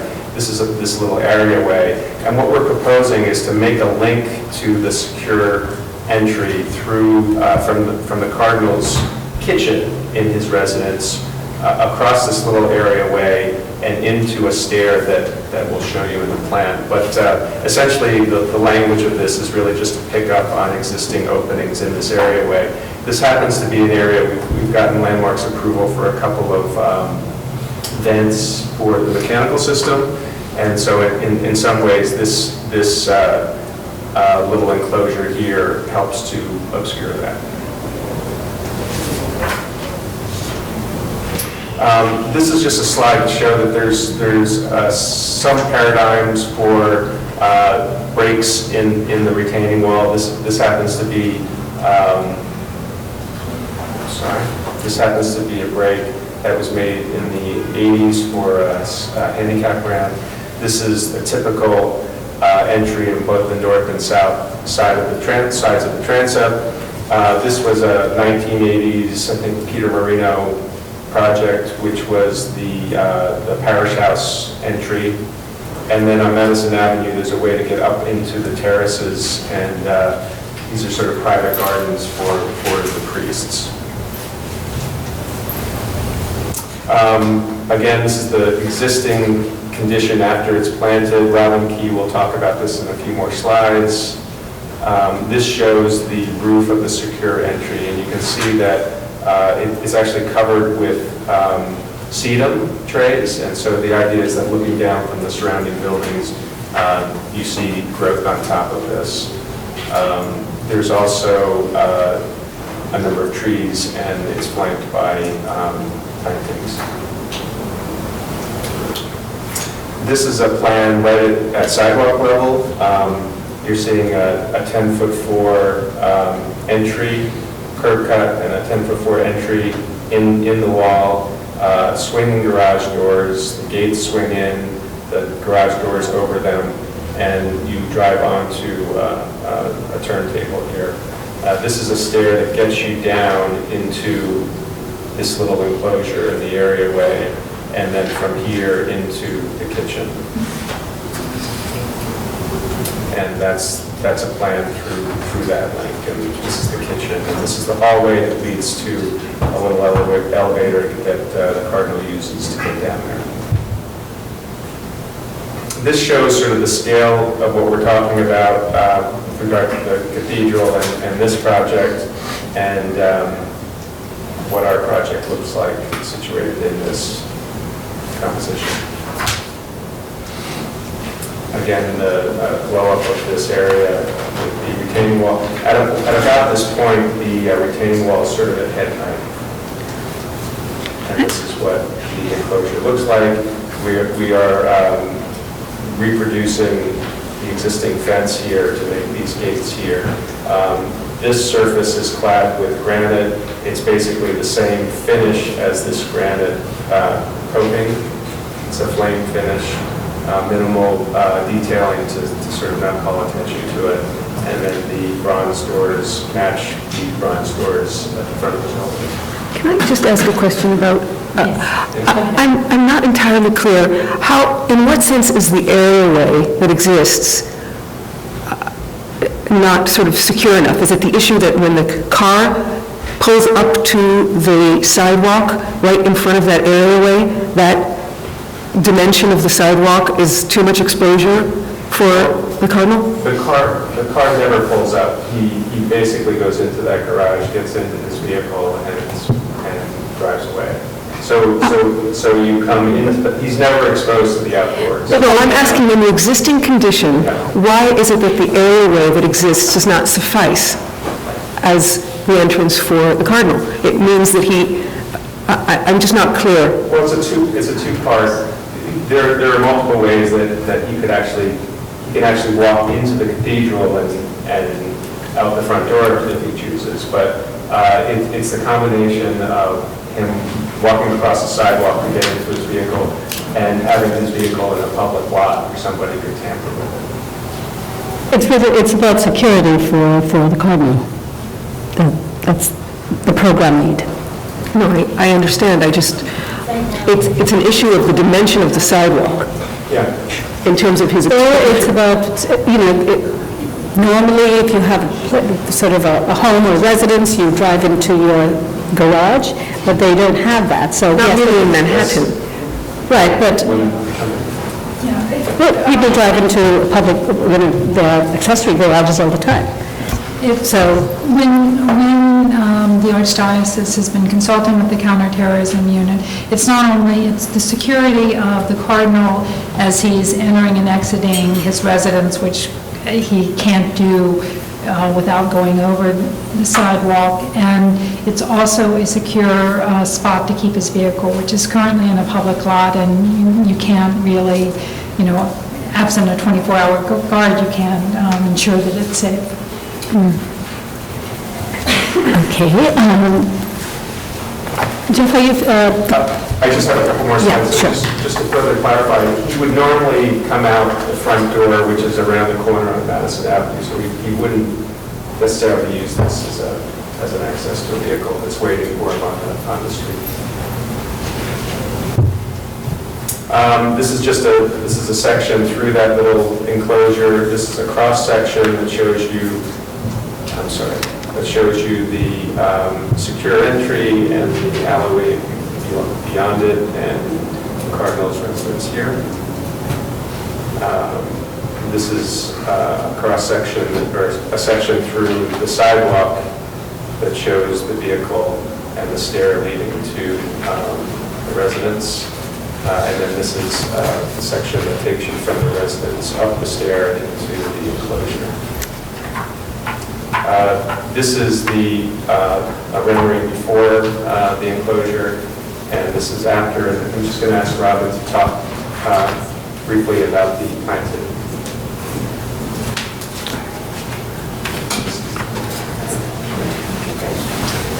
Hi, I'm Robin Key, the landscape architect on this project.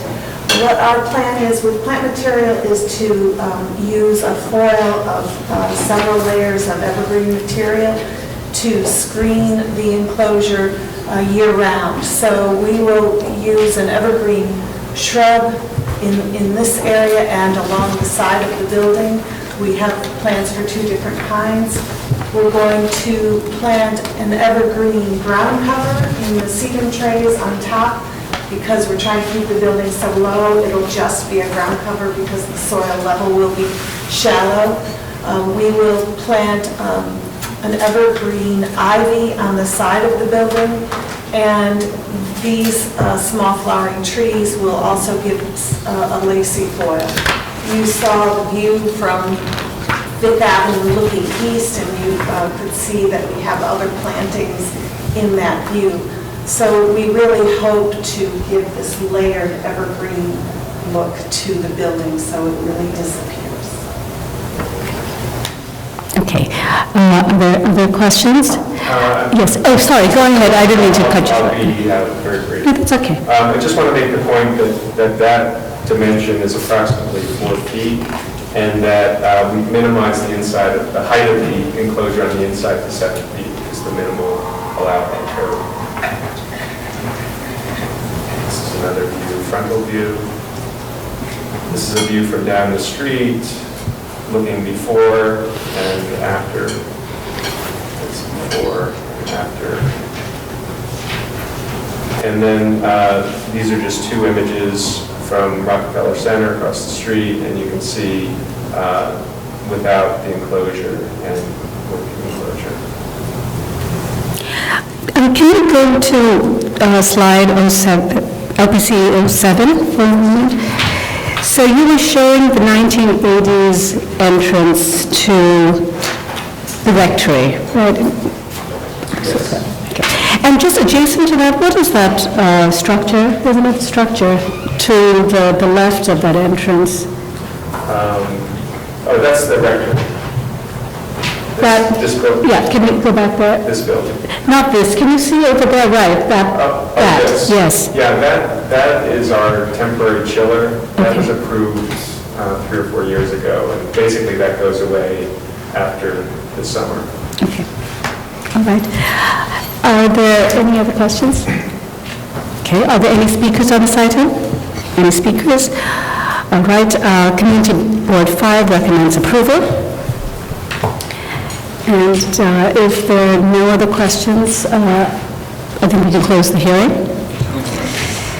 All right, so I think the commission has recognized in the past that religious institutions have their programmatic needs, and I think that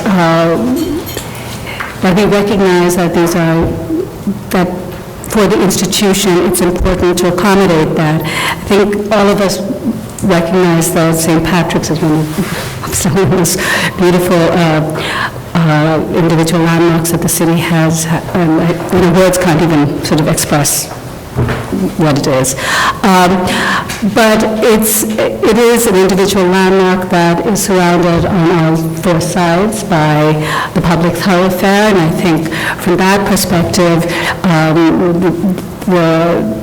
obviously the institution is constrained in being able to accommodate certain uses, particularly in modern times. And so in that context, I think that, at least for me, I think the development team has been very, very sensitive and thorough in sort of thinking about this and working with our staff to find something that this intrusion or this alteration, which will accommodate the Cardinals' needs, which I think just given where we are in this world, it's not surprising that security is just one of these issues that has to be addressed. And I think that it's on the side street, it's within areas of the church where you have the retaining wall. They've brought in a landscape architect as well to try and address the issues of visibility and to soften the streetscape, and I think it's very supportable and appropriate, and I could support as is. Yes. As a designer myself, I'm always intrigued by the problem of creating something contemporary, required of our contemporary life in a building, in this case, 150 years old. And sometimes it's easier than others, and sometimes it's done better than others. I don't know that this was easy. It's certainly in the spotlight of the world's view of New York City, for sure. But I think it's done extraordinarily well here, really brilliantly well. To me, creating the precedent, or identifying the precedent of breaking the wall, certainly this is not the first time it's been broken, either originally or even as an insertion along the way. It was very helpful for me to be convinced that breaking the wall is an acceptable thing. The rest of it, I think, through the landscaping, through the small scale, extraordinarily small scale of the space itself, is really just very well done. The materials, I think when it is all done, it'll be, it won't even be noticed. Right, other comments? Yes, I agree with what Commissioner Rand is saying. I'm just wondering if we go to page 21 for just a second.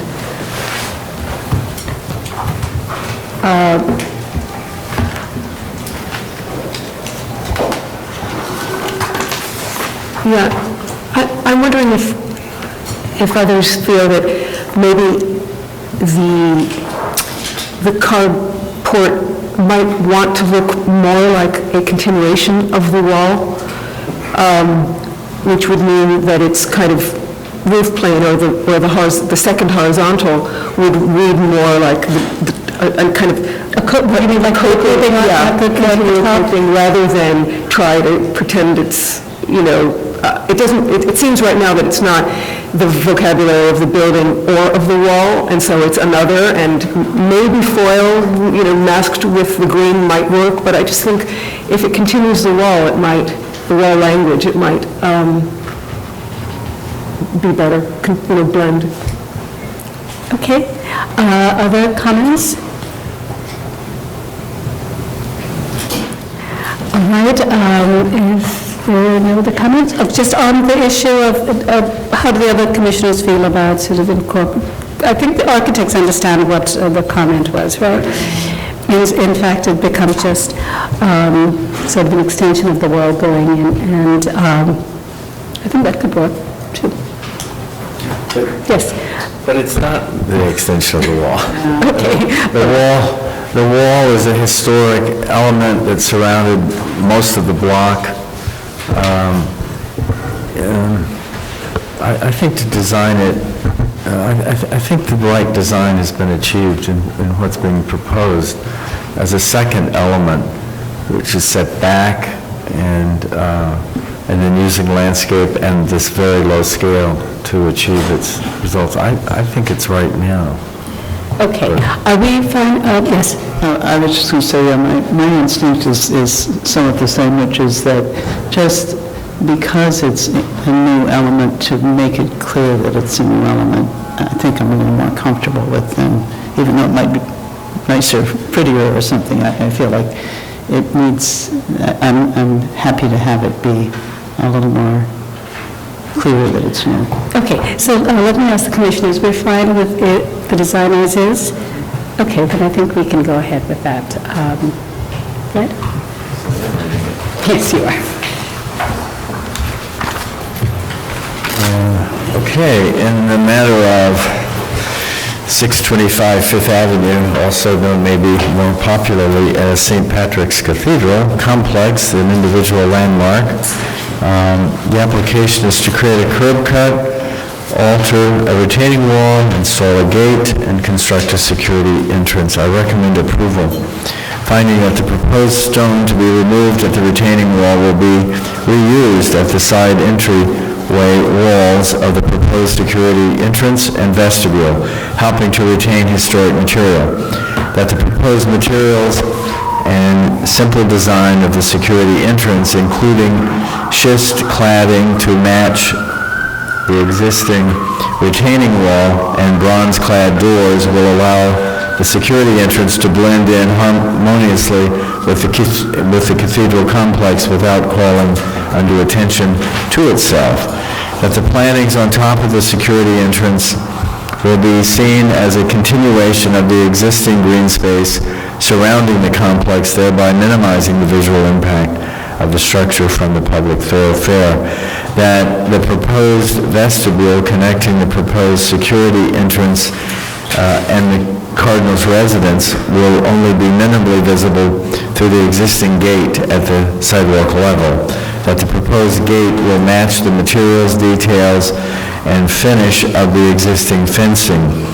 That the St. Patrick's Cathedral Complex has a history of other incursions at the retaining walls, and that the proposed security entrance will be consistent with the previous designs, and that the proposed work will not detract from the significant architectural features of this individual landmark.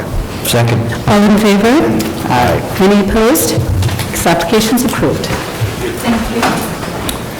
Commissioners, the next item on the agenda is item number 10. It's an application for a certificate of appropriateness in the Borough of Manhattan, docket number 177008. This is 1145 Broadway, located within the Madison Square North Historic District. It's an altered Italianate-style converted residence built in 1854. And the application is to construct a rear addition and rooftop bulkheads and to modify the front facade.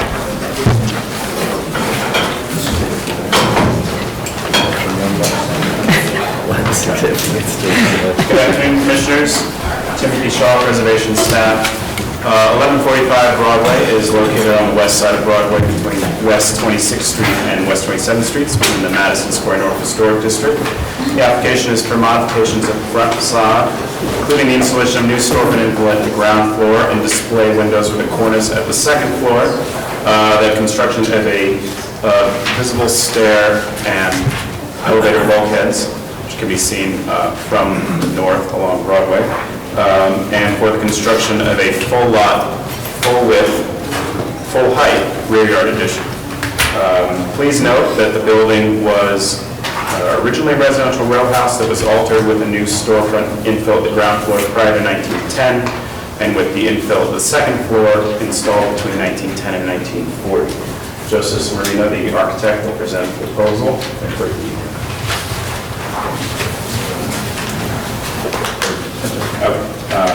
Frank Angelino will speak first. Thank you. Good afternoon, Commissioners. Frank Angelino on behalf of the application. This building, 1145 Broadway, was one of several built by James Drake in the 1850s without apparently a known architect. But, and then as you see, and as Mr. Shaw described, there were, when the area turned to more commercial nature from its residential past, there was a significant alteration made on the ground floor. The purpose of this application is to return it to as a commercial building, and it doesn't need any zoning approvals. It would be as of right, and as you will hear from the architect, because we are within 100 feet from a corner, there is no rear yard requirement, thus the infill in the rear. I'll ask Joseph Marina to go through the points that were raised as we went through the process with the community board, which I think you should have their resolution of approval. We do. Thank you very much. Thank you. Good morning, ladies and gentlemen. My name is Joseph Marina. I'm the architect of record for the project. The project basically consists of 3 points. One is the rooftop addition, consisting of a stair bulkhead and an elevator bulkhead. They're non-habitable spaces. We relocated the elevator to the south side of the building to reduce the visibility. It is partially visible from the east side of Broadway between 22nd and 28th Street, which is approximately a block to the north of the site.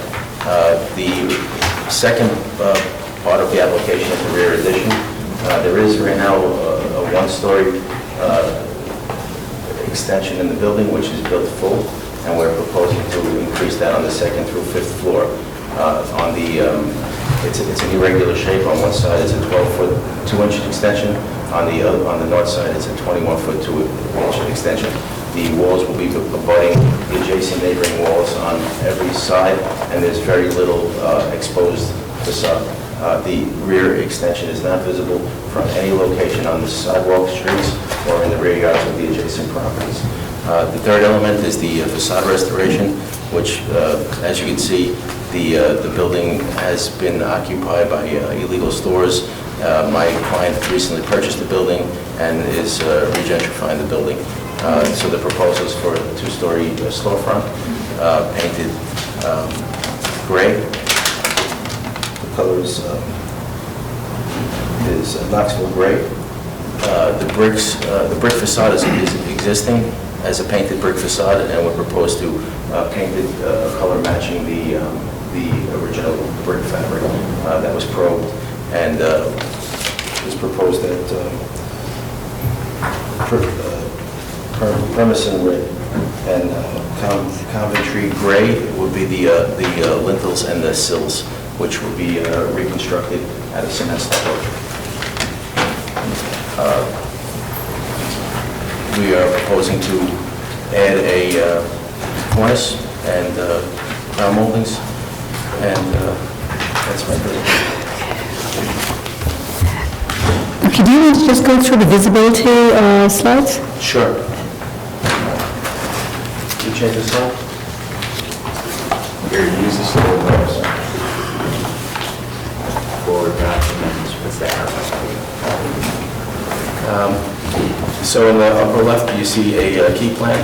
You can see that the rectangle indicates the location of the building on the west side of Broadway, just north of 26th Street. And then you see the 1, 2, and 3, which correspond to the photograph. So in photograph 1, which is directly in front, there's no visibility, nor in number 2. But when you get to 3, 4, and 5, which is the location on the west side, on the east side of Broadway between 27th and 28th Street, you can see that the bulkhead starts to crop out beyond the adjacent building. It's a little difficult to see because there's a sidewalk scaffold on the building in front of it, but we painted the mock-up in orange so you can see just that little encroachment on the stair bulkhead, and then as you walk north, the sideline is covered by this adjacent building and it disappears. So there's only that one location really between item number 3 and item number 5 where it's visible at all from the street. And this is a mock-up of the stair bulkhead with the elevator bulkhead behind, and what you're seeing is this corner right here of the stair bulkhead. Again, we pushed the bulkhead and stair and elevator, which is currently right now on the north side of the building. We relocated to the south side of the building to minimize the sightlines and the visibility. And all of this rooftop addition is non-habitable. It's also viewed in the context of the adjacent building and not really in silhouette. Okay, are there any questions? Any questions? We'll take testimony. Barbara Zay.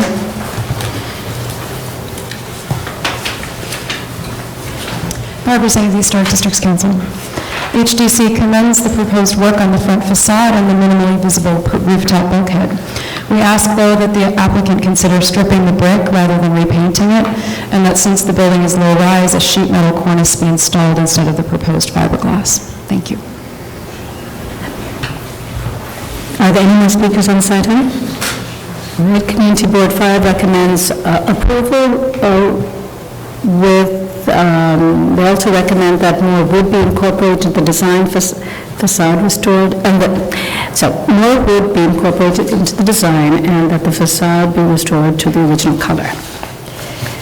Okay. Aren't you planning to restore the facade to the original color?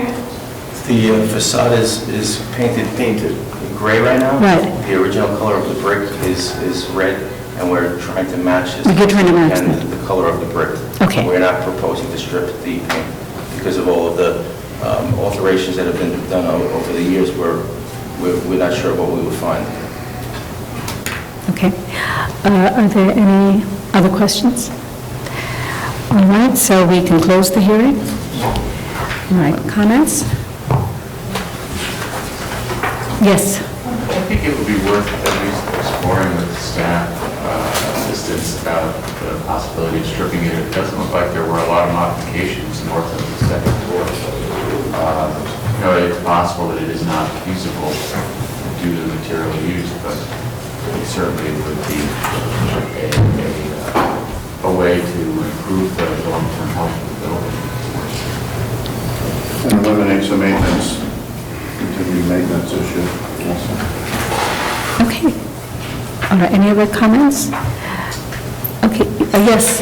Just wanted to mention, I know the architect mentioned that there was also a full-depth rear yard extension, so at 1 story. That's part of the application. Right, and in fact, some of those aerials show that a lot of the buildings in this neighborhood are all built up and with 100% coverage and going several floors above. Okay, that's good. Adi? Yes. In the matter of 1145 Broadway, the Madison Square North Historic District, the application is to construct a rear yard addition and rooftop bulkheads and modify the front facade. I note that the style, scale, materials, and details of the building are among the features which contribute to the special architectural and historic character of the Madison Square North Historic District. And I recommend approval, noting that the work at the rear facade will not be visible from any public thoroughfare, that the removal of the existing rear facade will not result in any damage to or destruction of any significant architectural features of the building, that the adjacent buildings have been built out to their full lots, therefore the construction of a new full-height and full-width rear yard addition at the full extent of the lot will not eliminate any central green space in the block, and the addition will not detract from any significant architectural features of the adjacent buildings. That the construction of the stair and elevator bulkheads will not result in any damage to any significant architectural feature of the roof. That while each of the bulkheads will be visible from various points along the east side of Broadway between West 27th and West 28th Streets, they only will be visible against the backdrop of a large, plain, secondary masonry facade at the adjacent building. Therefore, their presence will not overwhelm the buildings or the buildings along the streetscape. That the removal of the existing storefront infill and the infill at the second floor will not result in any loss of any historic fabric. That the presence of infill at the second floor consisting of metal-clad wood-framed picture windows with transoms will be in keeping with the early 20th century modifications to the building. That the design of the ground floor infill consisting of a display window with transom and metal-clad wood framing and a paneled bulkhead and flanked by metal-clad piers with a cornice and sign band above will be in keeping with the design of the storefront infill found at buildings of a similar age and style. And the applicant will work with staff to investigate the condition of the brick and potentially remove the paint and not repaint. Okay. All in favor? Aye. Any opposed? This application's approved. Commissioners, the last item of the day is item 11, application for a certificate of appropriateness in the Borough of Manhattan, docket number 174666, 18 West 75th Street, located within the Upper West Side, Central Park West Historic District. This is a Renaissance Revival-style row house with Queen Anne-style elements designed by John C. Byrne and built in 1889 to 90. The application is to construct mechanical bulkheads, alter the entry, expand an existing rear yard extension, excavate the rear yard, and construct a cellar-level addition, and alter the windows.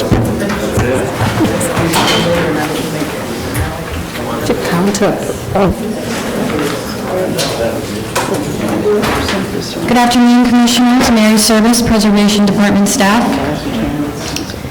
18 West 75th Street is located on the south side of the street between Columbus Avenue and Central Park West. The building is situated on the eastern portion of the block, close to Central Park West, and the building can be seen from Central Park. The 1940 tax photo shows a brownstone facade with a stoop. The facade was altered by the time of designation, as shown by the painted white facade, modified basement entry, and absence of a front stoop.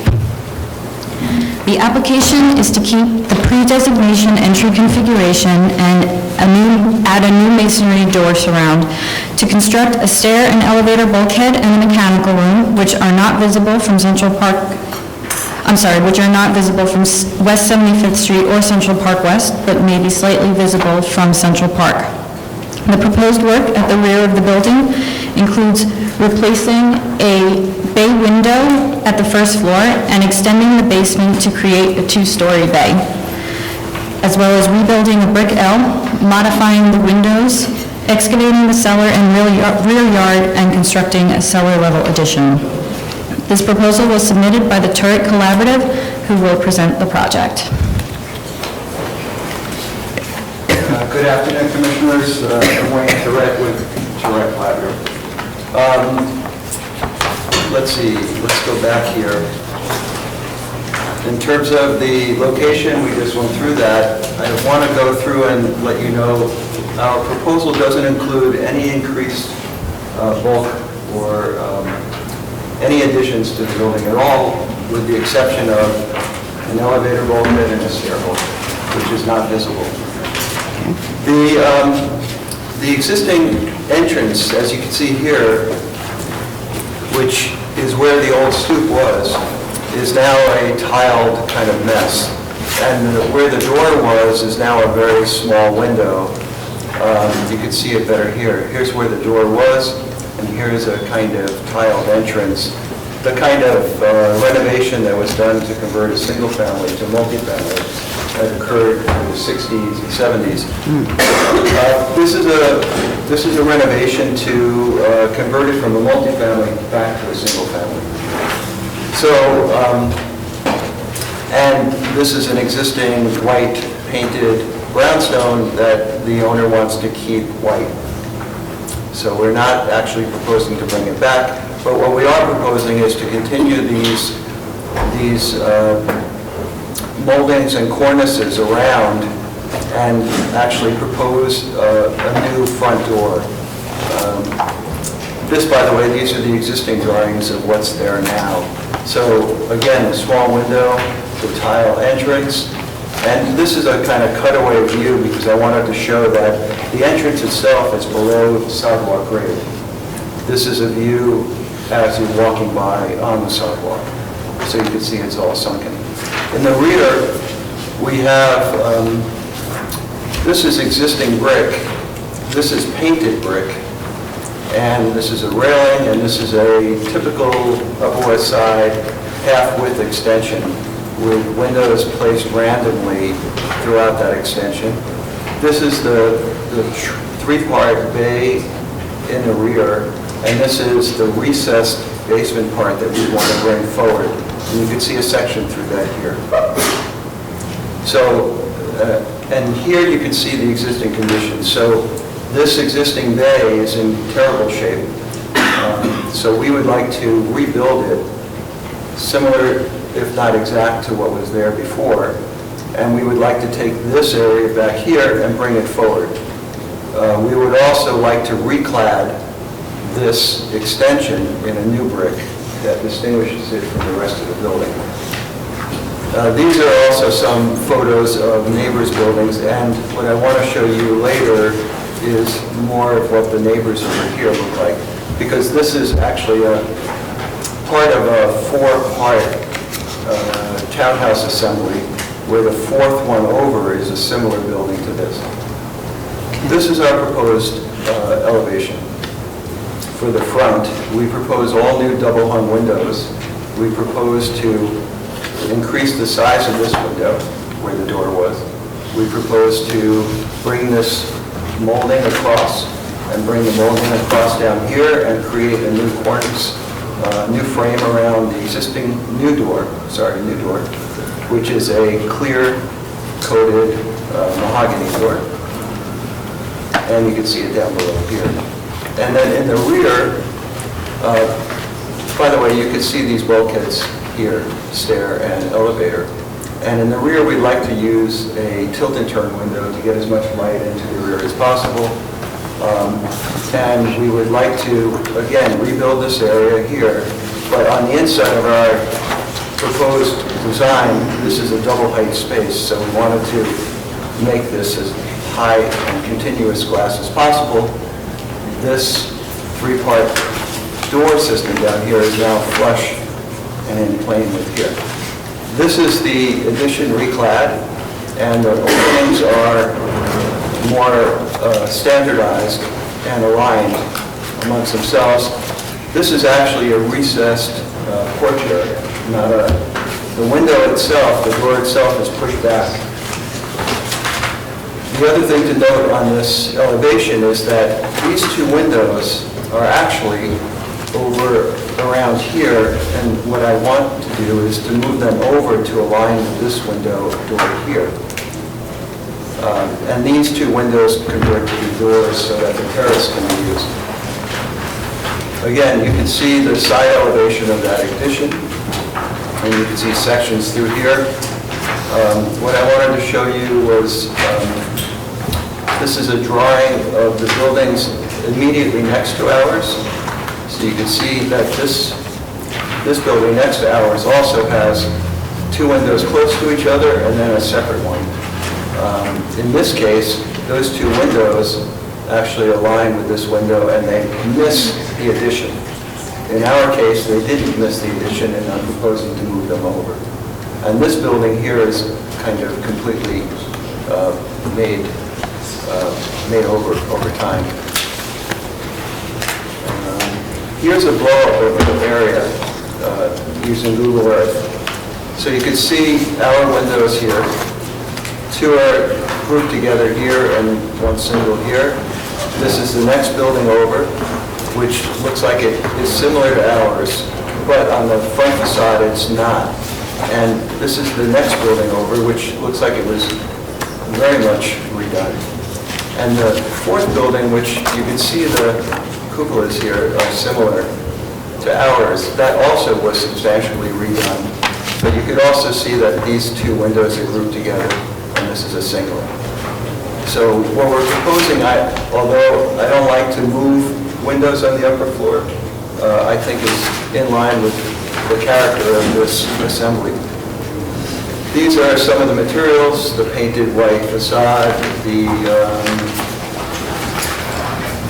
metal cornices, the mahogany front door, the details in the front, which we intend to recreate in cement. And this is stone painted white, gray painted window trim. In the back, the existing brick, stucco, which is in the bulkheads. The rear facade is a kind of Roman-sized brick that's gray. And this is metal for the sheet metal, which is for the cornices that we're going to restore in that bay area. And this just shows the mock-ups that we made, which were viewed by landmarks and approved. And this is a mock showing the photos of the mock-ups and where we took photos from. And this is sightline drawing. And this is the existing floor plan, which we're missing some floors. I think it's drawing itself now, very slowly.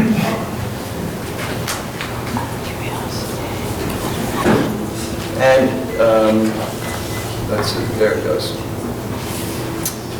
Then in the next slide, I wanted to show you where we're excavating and creating the cellar room. You can see that this area here is in the cellar excavated. This is the proposed excavated areas here. And skylights, structural skylights on the terrace. We have done this a number of times. When we do this, we consider this a roof and we create drainage on that roof. We are setting back somewhat from the rear lot line. And so that, while it may not be undisturbed soil, there won't be any building back there. And you can see the bulkheads here. And the extension hasn't been enlarged. Nothing about the building has been enlarged. That's all. Thank you. Any questions? Are there any questions for the applicant? Okay. Yes, Diana? I just wanted to ask the door that you're installing is, what's the, source of the door design? The front door? Yeah. So the front door, it's something we do. But if you look on the street, you'll see a lot of double doors, which didn't seem practical to us. We're taking the existing opening, which is larger than a 3-foot door opening, and we're creating a side light and a door. I was just curious about. I say we made it up, but it's kind of a combination of all the things we sort of know about doors. It won't look very contemporary. It'll look like it belongs in it. Any other questions? Okay. Yes, Kim? I wondered why you have two separate rooftop volumes. Usually we try to shrink it, but I don't understand why there's that space between them. Well, one's a stair bulkhead and one's an elevator bulkhead. And the elevator, well, we tried not to increase the bulk of the building, and if we combine them, we'd have a space that would be FAR and habitable. And also a lot of, in our particular designs, we tend to like to put the elevator in the middle of the building as opposed to along the side wall, which some other architects do. Then you could easily combine the two volumes. But if I go back to the plan, you can see that the elevator is in the middle of the space, the stair is over here. It's hard to combine the spaces here. So you're saying there's no visibility of either bulkhead? There was some, as was noted before, there's some slight visibility from Central Park somewhere, not from any of the streets. Okay, any other questions? Rob, is it?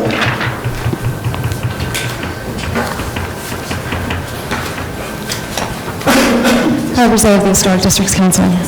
The quote, "restoration of row houses back to their original single-family interior configuration is often touted to the LPC as a good thing for the building, despite the fact that use is not within the LPC's purview. In a city with a housing crisis, it is difficult to see why the conversion of, in this case, 10 units down to 1 unit is a step in the right direction.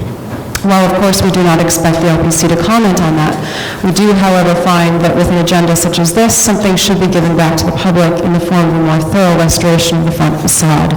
Rather than repainting it, the facade should be stripped and cleaned, and the stoop should most certainly be restored. As always, excavation should be undertaken with the utmost care for the existing building and its neighbors." Thank you. Thank you. Sean Crisandi?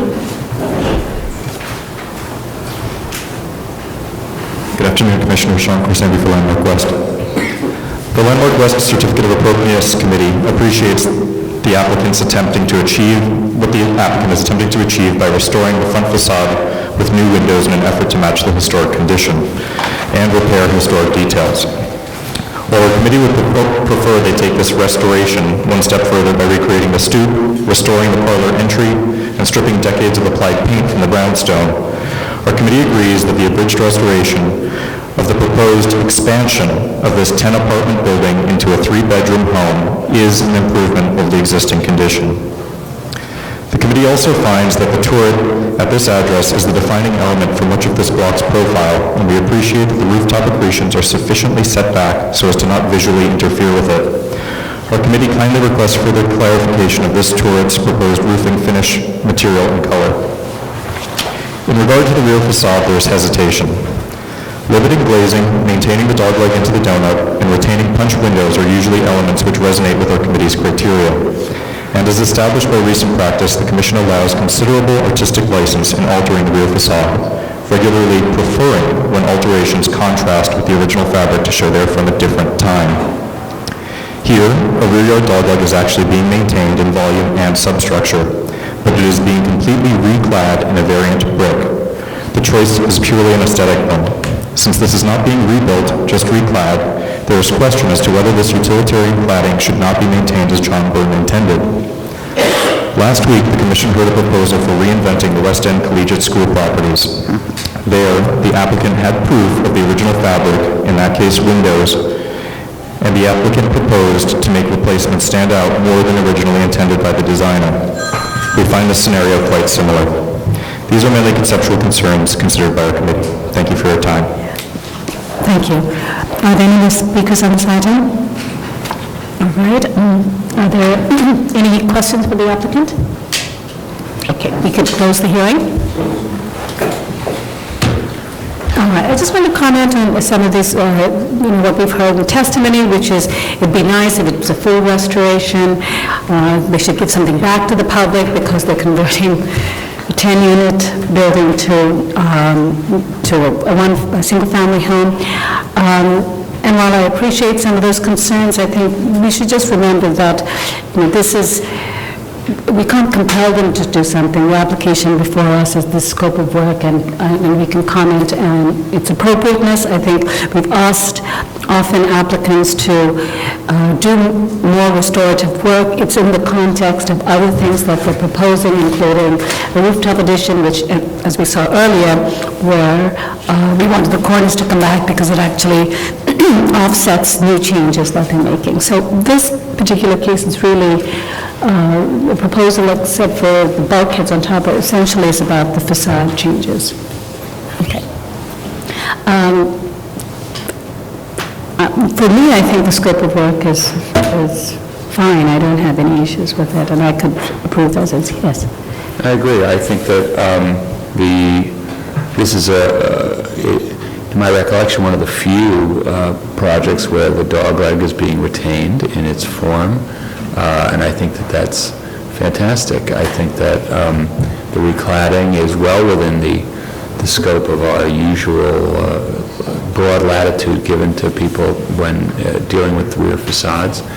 I think the modification to the rear windows is supported by the application, and I think is appropriate. I think that the front facade is appropriate in what they've done, although I think it is a shame that they didn't go for the stoop. But I understand that we cannot compel that. And I thought, I was thinking the same thing about the drumbeat of buildings that return from multifamily to single-family. While it's wonderful from the point of view of landmarking and all that, and historic districts, it really, I wonder if it counts into the mayor's tallies of new units created as a negative. It is, another 9 bite the dust. Okay, other comments? Yes, just clarify, when you say we can't compel the stoop to come back, I mean, we do it all the time in terms of recalling a historic moment and asking for that to be, rebuilt. So just clarify what that means. Well, I think that we do it in the context of sort of the scope of work and for example, just going back to the issue of the rooftop addition, which was visible, the idea of bringing the cornice back actually mitigates that visibility. But, so I think our first first question to us is the scope of work appropriate? If we think that there are parts that are not appropriate, then we think about how they can mitigate that, and maybe part of it is restorative. So, but I think I was really commenting on sort of this nexus between the reduction in units and I think they understood. I mean, Barbara understood. We can't say, okay, well, you have to give us a public benefit for that. Also, the fact is that the shearing of stoops is part of the history of New York City, and I think that the restoration that they're doing is bringing it back to the kind of 1920s, 30s, 20s work that was typical of the more sensitive versions of that scalping. Mm-hmm. Okay. Any other comments? All right. John? The last what is this, the 1,500th item of the year? Yeah. And the last It's one. like that, doesn't it? In the matter of docket number 17-4666. Okay. I don't know if I closed the hearing, but if I haven't, okay, good. Sorry, go ahead. In the matter of docket number 17-4666, 18 West 75th Street in the Upper West Side, Central Park West Historic District. Application is to construct mechanical bulkheads, alter the entry, expand an existing rear yard addition, excavate the rear yard, and construct a cellar-level addition and alter the windows. I note that the building style, scale, materials, and details are among the features that contribute to the special architectural and historic character of the Central Park West Upper West Side Historic District, and I further note that the stoop was removed and the facade painted prior to designation. I recommend approval, finding that the removal of existing skylights will not result in the loss of significant historic fabric, that the elevator and stair bulkheads and mechanical enclosure will be set back from the front facade so as not to be visible from West 75th Street or Central Park West, that the stoop and entry were removed prior to designation, and that the basement level entry will be consistent with the facade configurations found elsewhere on the block and in the district on buildings where stoops have been removed, that the new wood and glass door will be harmonious with the building, and that the removal of non-historic brick and installation of a new stone entrance surround and decorative stonework and string courses at the front facade will help form a consistent treatment on the primary elevation. That the enlarged window on the first floor of the primary facade will help recall the original location of the entry door, that the building was painted a light color prior to designation, and that the proposed white color will not further detract from the significant architectural features of the building or district, that the enlarged addition at the L will be consistent with the massing of similar rear yard additions in the central green space, that the original wood cornice and framing at the extended bay on the rear facade are severely rotted and structurally unsound, and that the cornice of the new two-story extension will match the profile of the existing woodwork and recall the historic arrangement of the rear facade, that the existing windows in the extended bay are not historic and therefore their removal will not affect any significant historic features, that excavation will be designed and built in compliance with Department of Buildings regulations under the supervision of a licensed professional engineer to protect the building and the adjacent buildings, that the new cellar addition will be built below the existing rear yard and will not affect the rear facade, that a green space will be maintained on top of the excavated area and new cellar addition, and therefore will not eliminate the presence of a rear yard, that the modification of window openings will not cause the destruction of any significant historic fabric, that the windows to be modified are not special windows, that the window modifications will not alter the character of the facade as a secondary and subservient facade, and that the proposed alterations will not detract from the special architectural and historic character of the Upper West Side, Central Park West Historic District. All in favor? Aye. Any opposed? This application's approved. I just want to thank all the commissioners for, I think it was a very exciting and intense year that we've had, and we have included additional hearings for the backlog, and so I just want to thank all the commissioners. Wish you all happy holidays, to the folks in the audience as well, and see you next year.